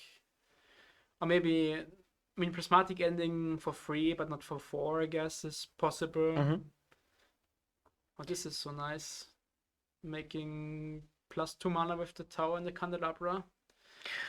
Oh wow, yeah, on turn 2. So he has the Tron online because the Nexus counts as every Ursus type. Exactly. Wow, main deck Queen Sphere. Damn. That's so good against as we talked about, the Cephalid combo. I mean, Leyland is as well, but it basically mentioned both cards, and now we see now turn 1 on the play. Pre-game action Leyland into turn 2 Trinisphere. Yeah, and time to shuffle away those swords with the Brainstorm. Yes. those for sure are not very, very good against this deck. Yeah, what do you think of here? Of course, this is probably one of the better or best starts that this deck can have against let's say, in this matchup, which he doesn't know about. I'm actually thinking, because you talked about this deck a little bit.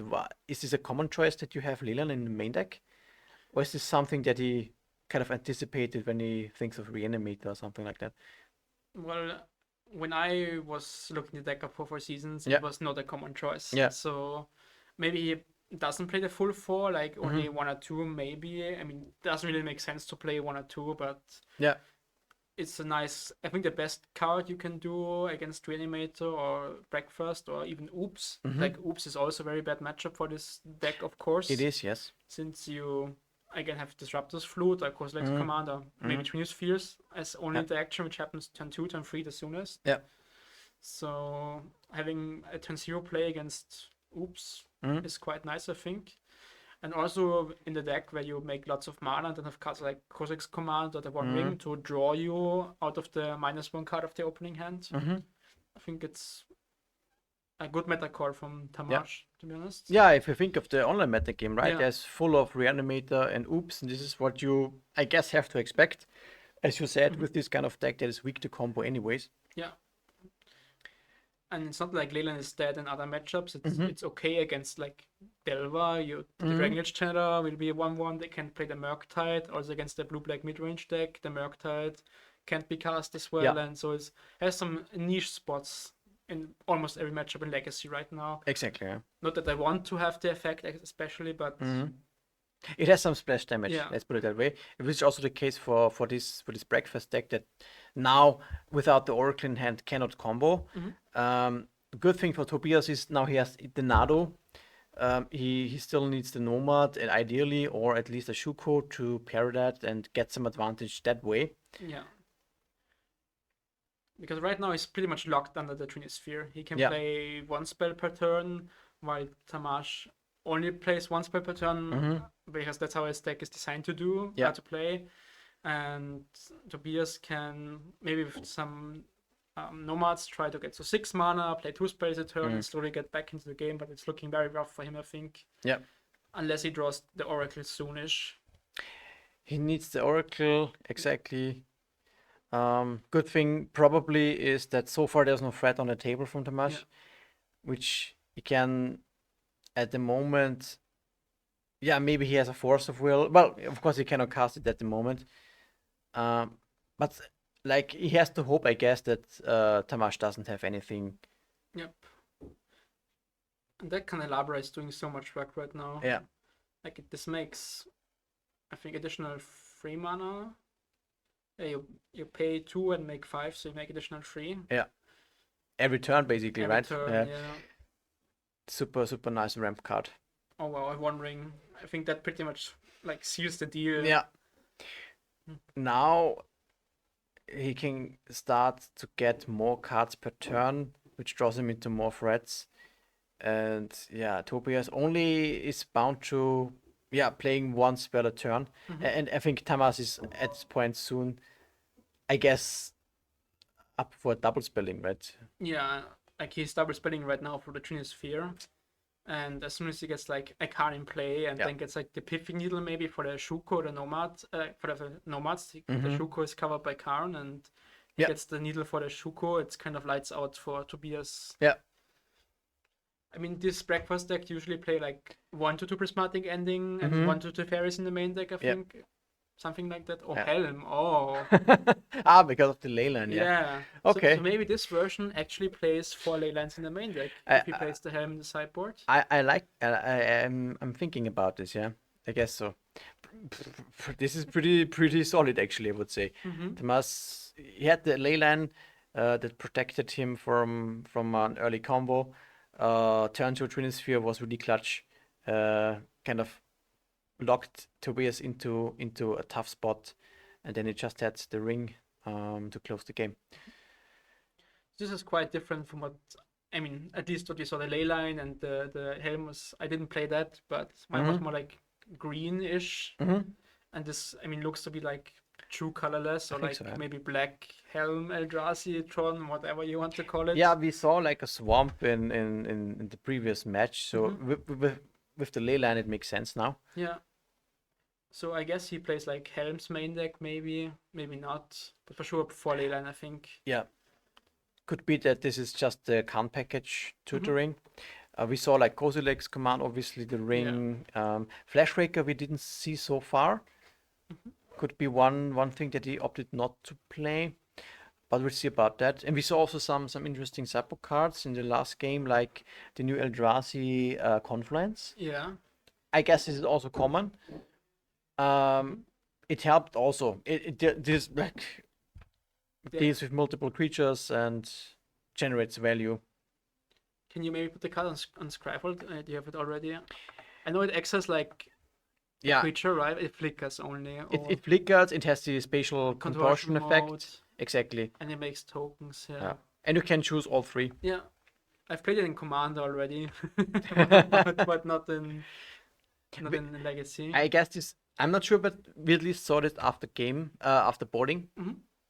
Could be that he brings this card in as well in this matchup. It's an additional removal spell against ninjas, I guess. Also lets you exile the ninjutsu creatures or kill the ninjutsu creatures. Yes. Against, I mean, it doesn't kill Nadu, but it kills the Cephalid, I guess. Yeah. I think it's okay. It's okay, right? I mean, it's 4 mana, of course. It's not nothing. Yeah. What I saw, I think he added Disrupted Flutes.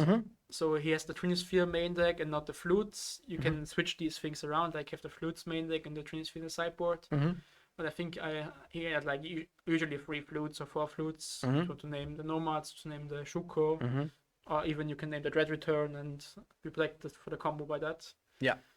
Yeah, sounds like a very solid card for this matchup for sure. And Tobias on the other hand is really happy, I guess, to board out swords. And the best card from MH3, Consigned Memory. Consigned Memory, yes. Usually we'll also see some cards of that. I think I saw a Serene Grace. Is the 2-mana enchantment that blows up all how's it called? Serene Grace? No. Just Serenity. Serenity. Yeah. But yeah, this is also what usually Breakfast plays. To kill the leyline, right? To kill the leyline, exactly. Some chalices is very strong against Stompy, for example. Artifacts as well. Artifacts and enchantments, okay. So it's like a super fair thing. Yeah. So it makes sense to play against the artifact ramp deck with leylines to bring that. Also kills Trinispheres then, I guess, right? Yes. Yes, it blows up everything. That's nice, yeah. The downside is that you have to wait 1 turn. It's like it's like a telegraphing thing because you have to play it and then your opponent can somehow play around it a little bit because it triggers in the upkeep. But still a very solid card for sure. And I guess we see Tobias now on the play. What's happening right now? They are talking about something. And Tamash is not drawing an opening hand.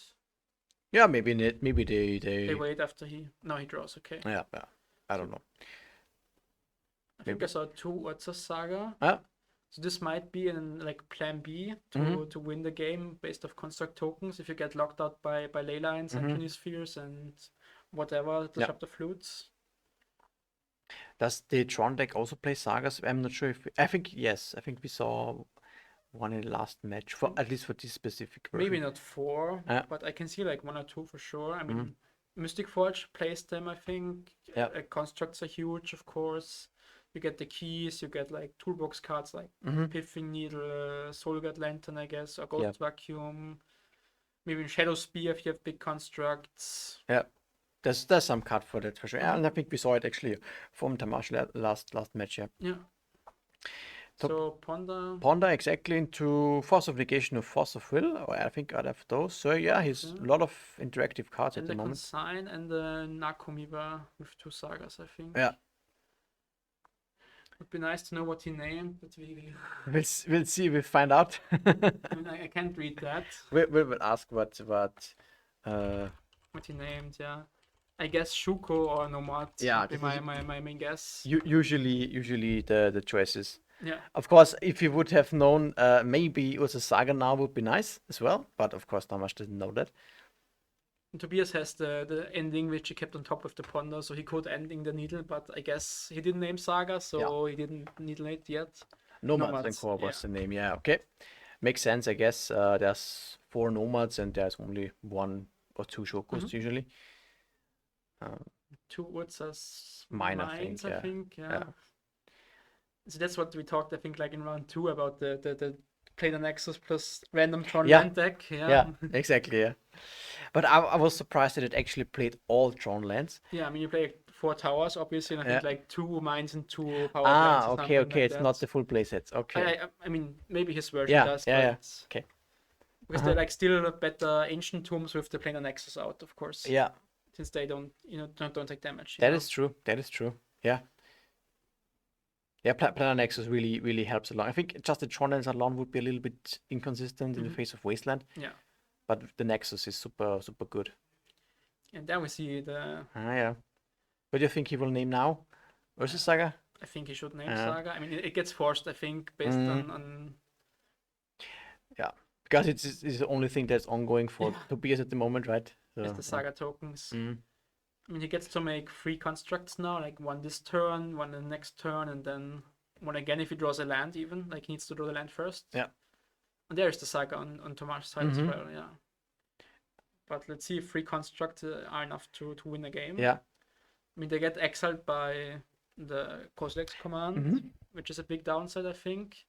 And also, with the Eldazi conference, you can flicker them and... Yeah, then they're gone. They're gone, exactly. So we see Trinisphere in the hand, but he's thinking about playing it. He can do so. Do you think... Yeah, how impactful is it at this point? This is, I guess, why he's thinking. Yeah, I mean, it depends on the other cards in his hand. Like, I think I saw a command to exile the first construct token immediately. Yeah. So right now he's basically saying, okay, you want to counter this, either with force you lose 2 cards. If you want to like consign it, you can't make a construct. So yeah, I think this is a fine trade for Tamás. Yeah, I think so too, right? Especially when Tobias had to exile the consign, I think Tamás is very happy to see that. Basically traded Flute and Trinisphere for 4 cards. Yeah. And now he faces only a 3/3 construct, like 2 3/3 constructs. And gets to command 1 next turn already. Maybe if it's the conference next turn, it's even better. He can kill both already. And the game is like not over, but Tamás is really happy with the exchanges that happened. Yeah. Do you think there's a point on letting the Trinisphere resolve? I know he needs a lot of mana for the construct tokens, and then the Force of Negation is kind of stranded in his hand. I mean, he didn't have a 3rd land, so that's likely why he did it. And Saga is also gone next turn as well, so he's down to 1 land. Yes, that's true, yeah. That prevents him from casting any brainstorms or whatever, so I think having the Trinisphere not on the board is very important for Tobias if the Saga plan doesn't work out for him. Yeah, makes sense.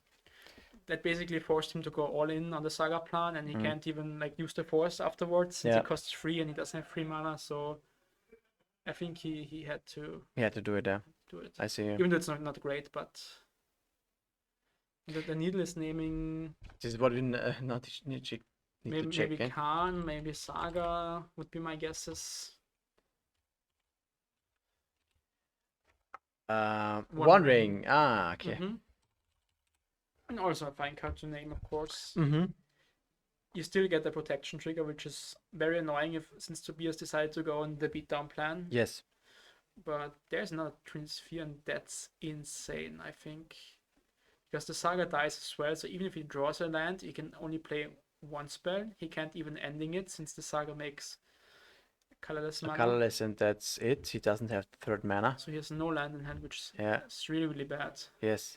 And I'm not sure if he can utilize this floating mana at all this turn. I guess the Legacy lists don't play like Springleaf Drum. Like the modern Nadu lists used to play Springleaf Drum, but he just gets a Shuko here.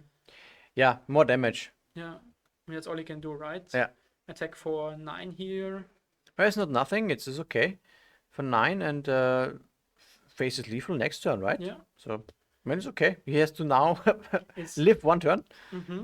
But we saw the Kozilek's command already. I mean, he doesn't know it, but we saw the Kozilek's command in Tamás' hand, so yeah, he can for sure exile one of the constructs and maybe make like a blocker or something to buy another turn at this point.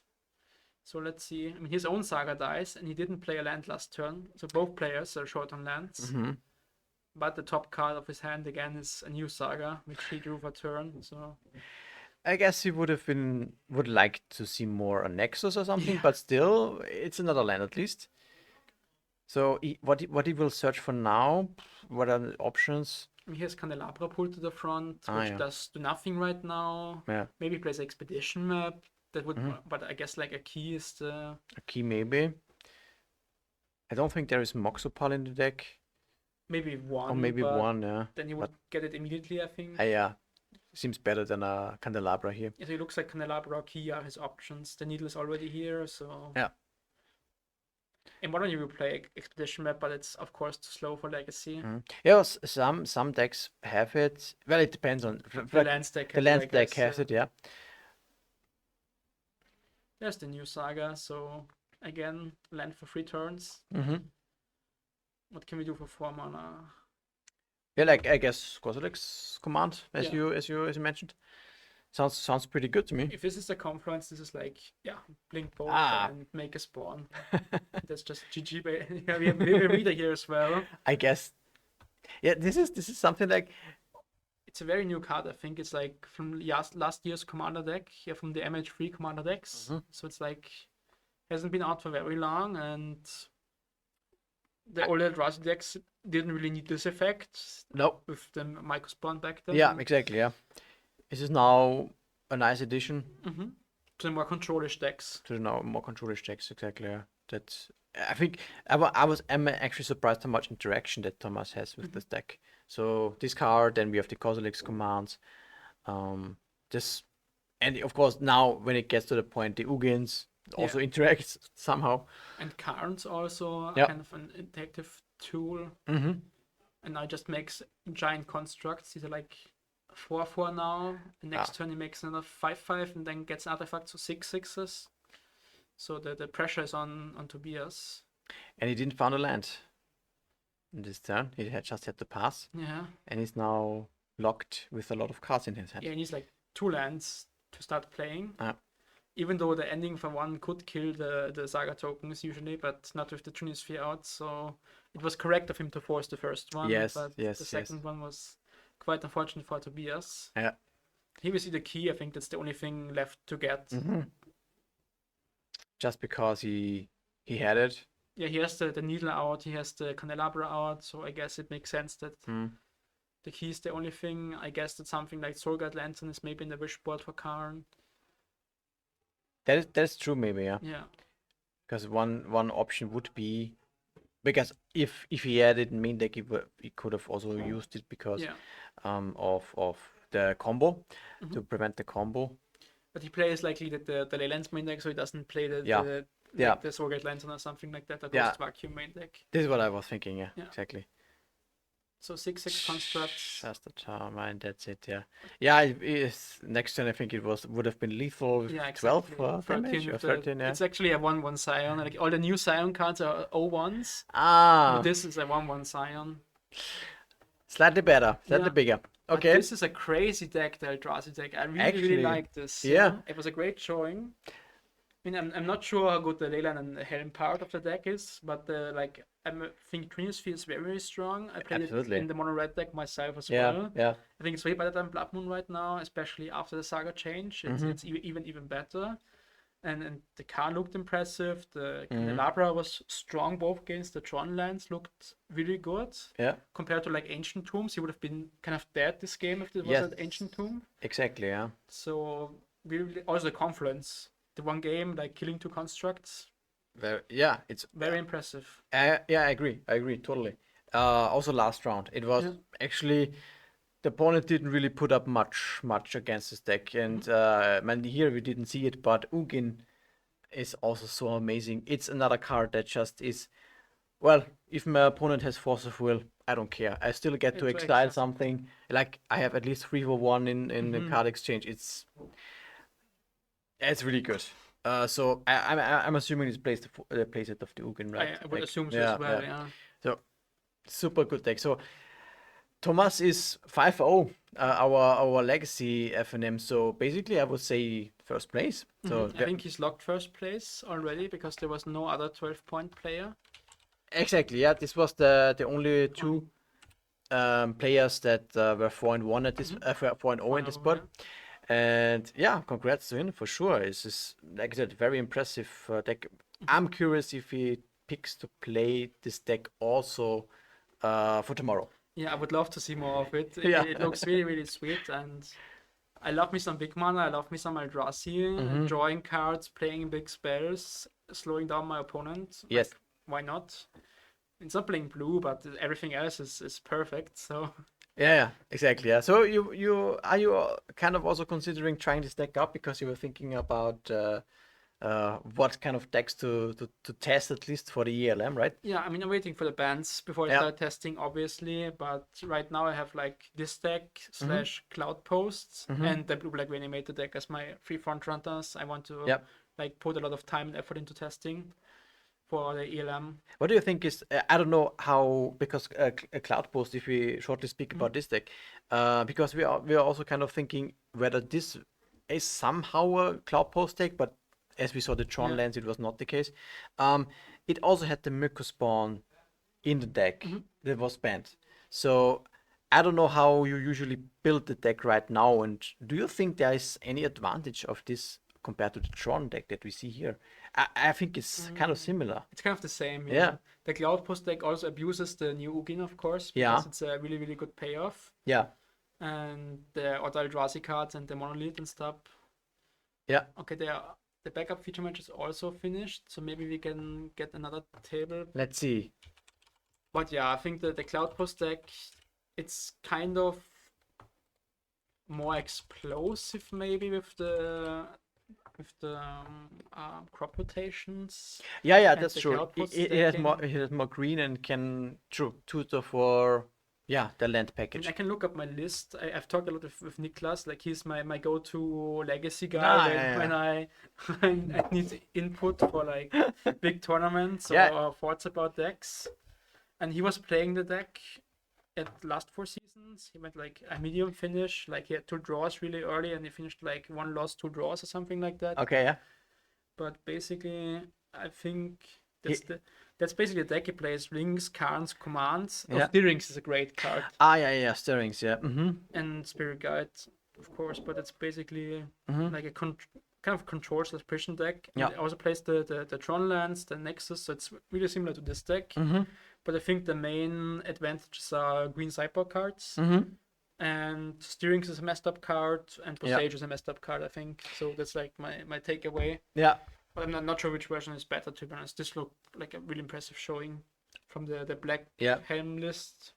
Or like the straight up colorless list, or like straight up color. The colorless list plays like Posages as well, I think. But it's not a Cloud Post, but Tron with green. Yeah. But yeah, I think the Eldrazi cards are really powerful in Yeah. Legacy right now. Even though Consign is so good, but once you get like a Trinisphere, Consign is kind of useless anyways. I think it may be because of, like, before the bans, when Eldrazi was so popular, people had like 3 to even 4 consigns in the sideboard. This is at the moment not really the case. Like the top decks, Oops is a little bit weak to consign, but like Reanimator, the tempo decks, they don't care. Yeah. And I guess consign is overall quite low in numbers. It's and like 2 to 3 usually. Like so 2 from Tobias right now, I think. Exactly. And I guess this is one thing that makes a big advantage for this deck, right? It doesn't care about the graveyards themselves because everybody targets graveyard hate. Like the graveyards decks are super popular. And artifacts and colorless cards are not super attacked at that point. I mean, Consign is not even that great against, let's say, like Paint or stuff because they play so many colored spells anyways. Yeah. And I mean, of course, you lose to Paint or Grindstone, but you lose to the card advantage spells and the protection spells more than to Paint or Grindstone themselves, really. True. So I think it makes sense that Consign is not played a lot, and that's a good spot for this deck. And if this deck picks up in popularity, maybe you have to play a 3rd or 4th Consign in most blue decks again. Which favors other decks. So it's like kind of shifting around which deck you have to beat, and then this becomes more popular and this becomes less popular, and then you play these hyper cards. That's good for a healthy format. I think if things keep like changing and Yeah. rotating, kind of. Yeah. So like even if nothing is let's say added or removed through bans, then people are adjusting their sideboard choices, and then there's a little bit of a fluctuation between the decks. Exactly. Yeah, from week to week or tournament to tournament. Exactly. Yeah, this is also what we will see, and we will also see now Table another 7. match. Yeah, we have table 7. Let's have a look. Jens Platz, okay, very nice.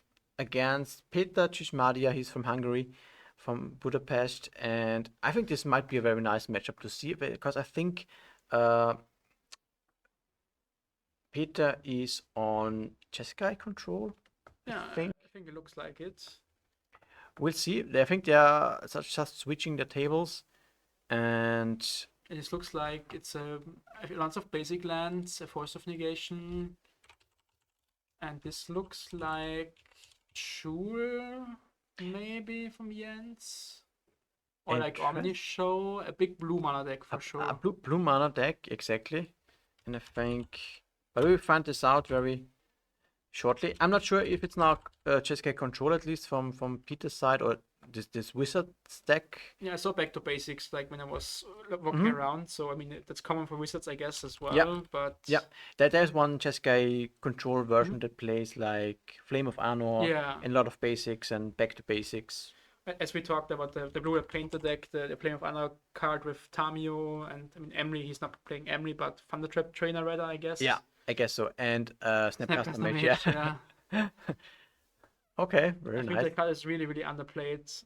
It also gets more popular in other formats right now. So this looks like artifacts. There was Transmute Artifact. Yeah, it looks like Jewel, I guess. Yeah, then, this right? is Jewels, yeah. Nice. And the players are 2/2 both. Yeah. Yeah. So this is kind of they had some pretty let's say average results. Yeah, I think 3-2 is like the win of the match still has a positive score. Exactly, yeah. That's fine. Maybe we get the score who's leading. Okay. Okay, it's 1-1, 5-minute extra time, so plenty of time to finish this game free. Perfect, I yeah. think that's a null rod in Peter's hand. Yeah, Nalrod is against Jewel, one big card. And there's one Force of Will in the graveyard of Jens. Guess lower chances that Jens has another one. It was a Force of Negation also in Peter's graveyard, so I guess maybe like forced the stock up and then he forced back with his own Force of Will. Might be the case, yeah. The question is if Jens has an answer to the Nullrod. I mean, that's a Sink into Stupor on the like Sulfuric Springs, I think is the backsays card, something like that. In play already, that would be an answer. Yeah. The bounce spell. I mean, Jewel still at least draws 3 cards. Yeah. And he doesn't really get attacked from the Jeskai deck until like Snapcaster as Ambush Viper or for Felingers, I guess. So Yeah, I think no real like flash threat besides Snapcaster for 2 mana, obviously, but besides that, you can safely tap out for Jewel in spots like this. yeah. If you have another soul land in hand. Transmute Artifact, I think you have to sacrifice an artifact, I guess, and then you Yeah. can do it for some. We can I think quickly, it's because it's not super common. But yeah, in this you kind of deck, it is. sacrifice an artifact and search something with mana costs like 2 more or something like that. I don't know. It's a very old card. And it's double blue, I think. Yeah. Is this the fixed version? Yeah. Sacrifice an artifact, and if you do, search a library for an artifact card. Yeah, and if that's cards where the mana cost is less than or equal to the sacrificed artifact's converted mana cost, put it on the battlefield, and if it's greater, you may pay X, where X is the difference. Okay, and if you do, put it on the battlefield. Okay, so you have to add up to the mana So cost. if you sack a Jewel, you get another Jewel Yeah. for free, kind Yeah. of. Yeah. And that's a copy artifact. That's exactly. This is something that just, as it says, I guess, copies. Yeah. You may have, it enters as a copy of any artifact on the battlefield. So did he copy the Null Rod? What? Yeah, I guess there's no other target, right? Why would he do that? I'm confused. Yeah, this. There's no artifact land in play, I think. Also on Peter's side, not. Unless he just played it, it says you may have, because it just maybe it just plays it without any targets. Does this deck play any devotion cards? Why would do you think he would? Do you know more about? I don't know the Jewel deck at all. Since We need to look it up. I mean, oh, it could maybe PO. PO could be in the deck. That's true. Yeah. Okay. Do, like, Yeah, but I NPG think this is actually. for PO, I guess. I think right? PO, yeah. Mm-hmm. Okay, so Jens transmutes. Artifact.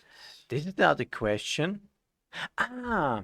So maybe he did really copy it so yeah. that he can sacrifice it now. So he copied an null rod, so he has a null rod he can sacrifice for transmute artifacts. That's actually That's nice. smart. Yeah. And he has 3 mana floating, so he can get something up to 5. Mm-hmm. Or simply get a jewel to draw 3 cards and sacrifice it again. Mm-hmm. So, but if he sacrifices the null rod, he would have to pay 4 mana in addition, right? Just To keep the jewel. But he can you can search it and then it gets sacrificed. Okay. And then just get the trigger. Yeah, so he just wants to draw 3 cards basically. Since Okay. he's This is trying how to it find works. the answer to null rod, I guess. Yeah. But there's Snapcaster Mage, likely targeting Force of Negation. Mm-hmm. Can be. Yeah. And just, I guess, hard cast. Hardcasting. Yeah, you can't flash pick it for pitch cast, but you Sure. have to hardcast it. Sure, yeah. Sure. It's not how transmute works, no? Mm-hmm. If you do Okay. put it- Yeah. you don't put it on the Yeah. you don't even put it on the battlefield. Okay. Okay, yeah, no. Thank you for pointing out. Yeah. So I guess he wants to get any 5 mana or 4 mana artifact this way. There's a Flusterstorm to counter it 4 times. Or 3 Okay, times. yeah. That's It okay. should be exiled. Should be exiled, yeah. We check that because it's relevant. So you get something for 4 or less mana. Yeah, Because there's 2 floating, so he... he can get up to 2, 3, and 4, right? Yeah. Yeah, that's the possibility now. Oh, it's exiled. Yeah, okay. Very good. What can he get? Hmm. Lodestone Golem, was he his pull to the front? Oh yeah, it's a 4 mana. Beta also has a 5/3, I think. Yeah. And makes non-creature spells cost 1 more. I think non-artifact. Oh, spells even. non-artifact even. Okay, yeah. It's an old vintage staple. Yes. Lodestone Golem. Lode stone, I think like that. Yeah.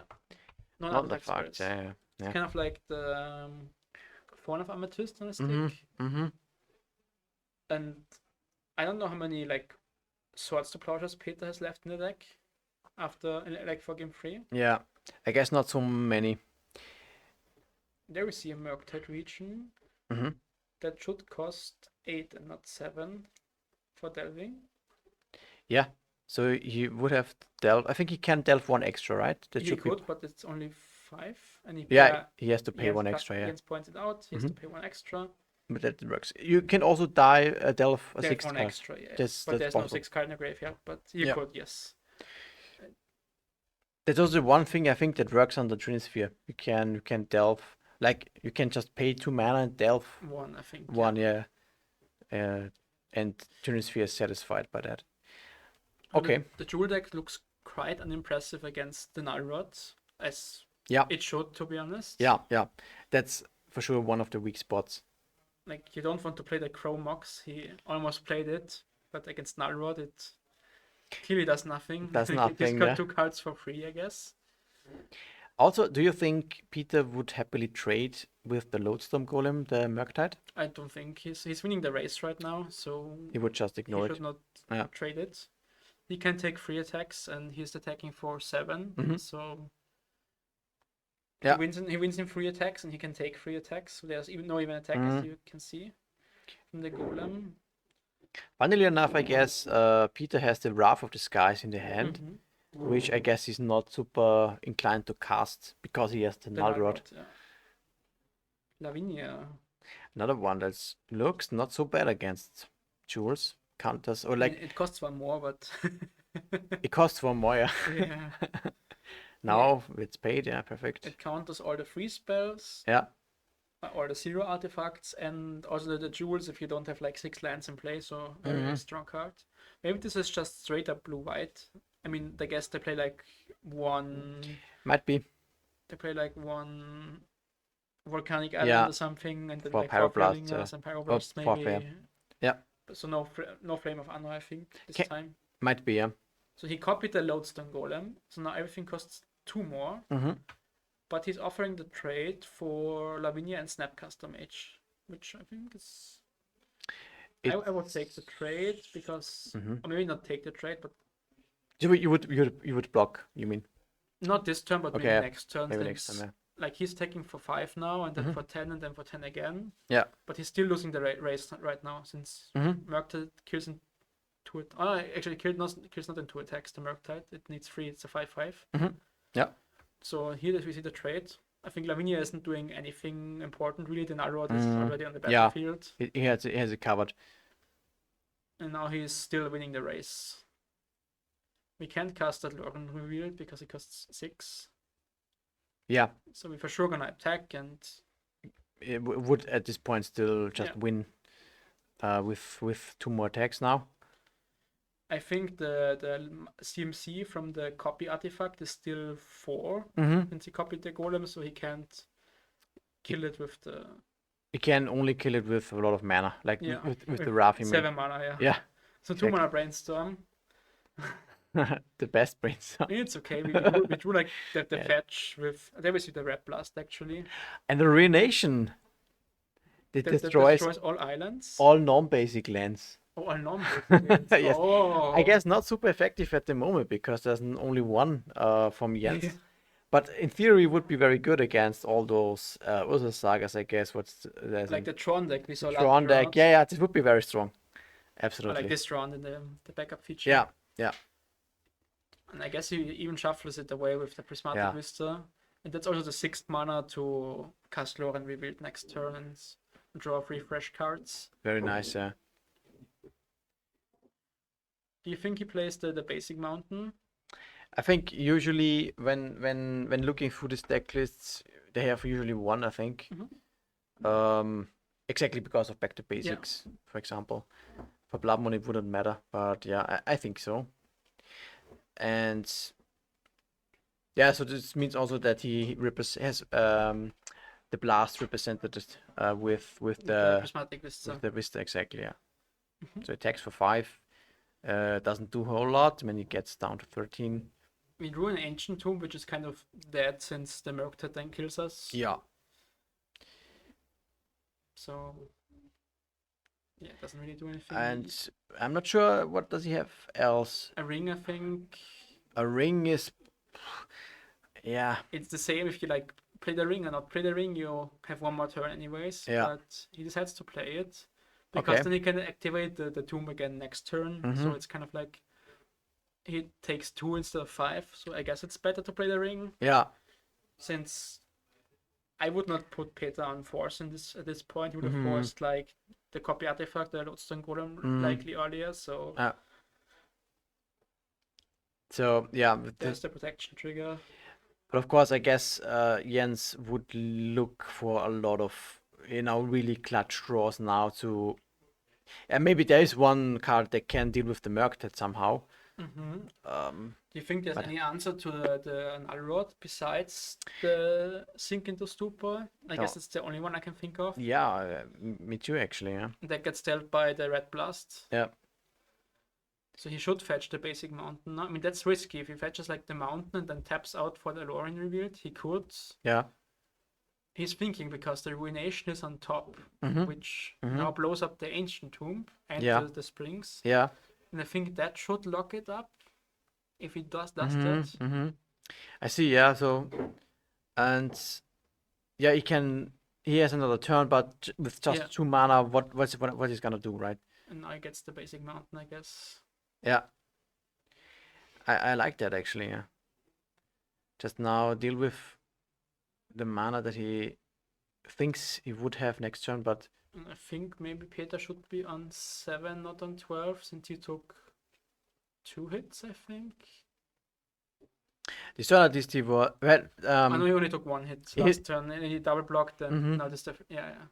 And it was about an 18 then. Yeah. Oh, like, yeah, exactly. 18 plus the fetch. It's yeah. I thought somehow he took like 2 damage, but oh, he has to pay 5 for this. Yeah, he Again, but does remember. Yeah. it will, yeah. Ruination, yeah. That's such a cool magic card. Mm-hmm. It's very good against, yeah, Mm-hmm. a lot of decks in Legacy, if you have the time to cast it. It should also kill the Tundra. Yeah, it should.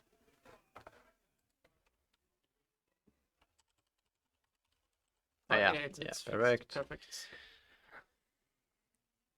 So he can do Reaction Metamorph, copy ring.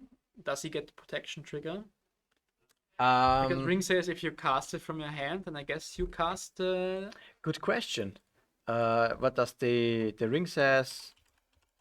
If you cast it from If you cast it from your hand, yeah, it enters. So it enters as a copy of the ring, and you cast it from your hand. So I But- think. it just says if you cast it, so it doesn't have to be from the hand. So I guess. If you cast, yeah. I mean. I guess it should work. I mean, the metamorph would enter Yes, you get as. protection. Thank you, chat. Yeah. As I thought so. Yeah. So we get a new ring. You should sack the old ring. If he copied the ring to Legend Rule. I think he copied maybe the Murktide. This is what I think. Oh. Yeah. Oh, that's the Murktide copy, Ah, and then he And then he just swings for lethal. Okay. kills the Murktide. I mean, why would you not copy Yeah, the well, ring? yeah. If you copied the ring, then you would for sure get the trigger in another turn. Yeah, then you get to attack, they get to trade, or he goes to 2, and then he has to have something again. Like, he still needs, like, another good draw next turn. And with the metamorph, is it a creature? If No, you no, copy, no. it's just the ring, right? Yeah. The artifact. So okay. So Peter won 2 games to 1 against with Jeskai control, or like blue-white control splashing for Yeah. blasts likely, Yeah. and ruination maybe for Fiolingus, but Yeah. I would still call it like blue-white control, I think. Yeah, mostly. It's Since just it's not. I don't think he plays Flame of Honor. no. I don't think so. Yeah. You It would have was- sawn them. Yeah, and also Thunder Traps. Usually, it's Yeah. one card that you Yeah. play alongside. I don't think we didn't like looking for the deck. It's think we can call it blue-white control. Yeah. So Yeah, mostly. But very, very nice. The null rod for sure helped a little bit. Although I think Jens with the transmute artifacts and the copy artifacts had some game against it. But in the end, the Murktide, yeah, Jens couldn't handle that. to close out the game. Yeah. There was quite a nice play to copy artifact the opponent's null rod and then transmute artifact it away into a lodestone golem. Yeah. That was really cool. Yeah. This is of course not the default mode that you see that you want to have, but overall, yeah, I would say, yeah, this just shows that with the magic cards that you intend to play in your decks, you have to think a little bit out of the box because there are a lot of situations where you need to use them in different ways that you might think of when you put them in the deck. No, very nice showing. And yeah, we have now Jeskai Control 3-2. Like I said, we have Tamash. He is basically the 5-0 with the strong deck, so we will watch out for sure with that for the next days. Tomorrow, Maybe we can put him tomorrow on round 1 feature. we'll see, already. yeah. We will Exactly, see, and yeah. just to check what he's Yeah. playing now. We are curious. We can get the deck list for tomorrow. Yes, exactly. So, This is also one nice thing. Tomorrow and on Sunday, we will have deck lists available also on stream, so you can also watch and have a look at the deck list, so we can have a little bit more discussion on what's going on in the respective decks. And this brings basically us also to the end of today's stream. It was great. Cool little FNM that we had lots of different decks. I don't think we had any Reanimator. I guess people. we had one in round 3 where you were not casting. Okay. I didn't see it. Yeah. We had really made us stomping the Nadu deck. Okay. 2 games to 0. Yeah, this is what we will see also tomorrow. I guess a lot of them. No, but yeah. Yeah, like mentioned, tomorrow at 10 EM CET sharp, we will start with the Austrian Legacy Challenge. And on Sunday, we have the Austrian Legacy Masters, so 2 more days. It is great. Felix, thank you for helping. You will be also around tomorrow, of course. So we will see you tomorrow. Make sure to tune in. And yeah, since then, have a good night and see you tomorrow for more magic. Yeah, thanks for having me today. It was really nice to be casting again, and I hope the chat enjoyed it as well. And I'm hyped for tomorrow for more great Legacy. Yes. So see you tomorrow at 10 CET. Yes. Back again for the Austrian Legacy Challenge tomorrow. Exactly, yes. Maybe you want to showcase the prices one more We can maybe, yeah. It's a good idea. So tomorrow this will be the prize pool. We have a couple of Kaitos as good staples for Legacy at the moment, fetch lands to get. We even have this maybe highlighted down to top 12 prices for roughly expected 50 people. I would say a pretty reasonable and nice price pool. Yeah. First place gets a city.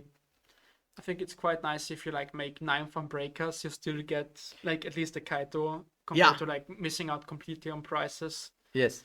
In like a big event like this, 50, 55, 60 people, I mean, top 12 is still, you have to go 4-2 or 4-1-1 even, so yeah, you have to do a deep run in the tournament anyways to get prizes. Exactly, yeah. And with 50 people, we will also play 6 rounds plus then top 8, and the first place will get the precious ELM invite for tomorrow as well.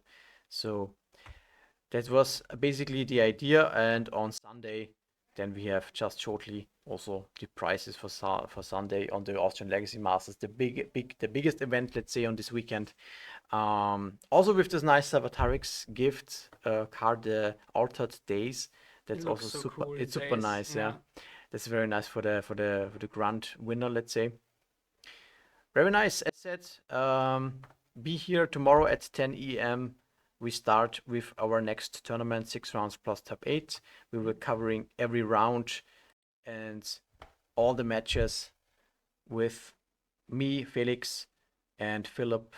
Will not be here tomorrow, but we will have Peter from the In-Response cast as well. So see you tomorrow. Have a good night, and yeah, stay tuned. Bye-bye.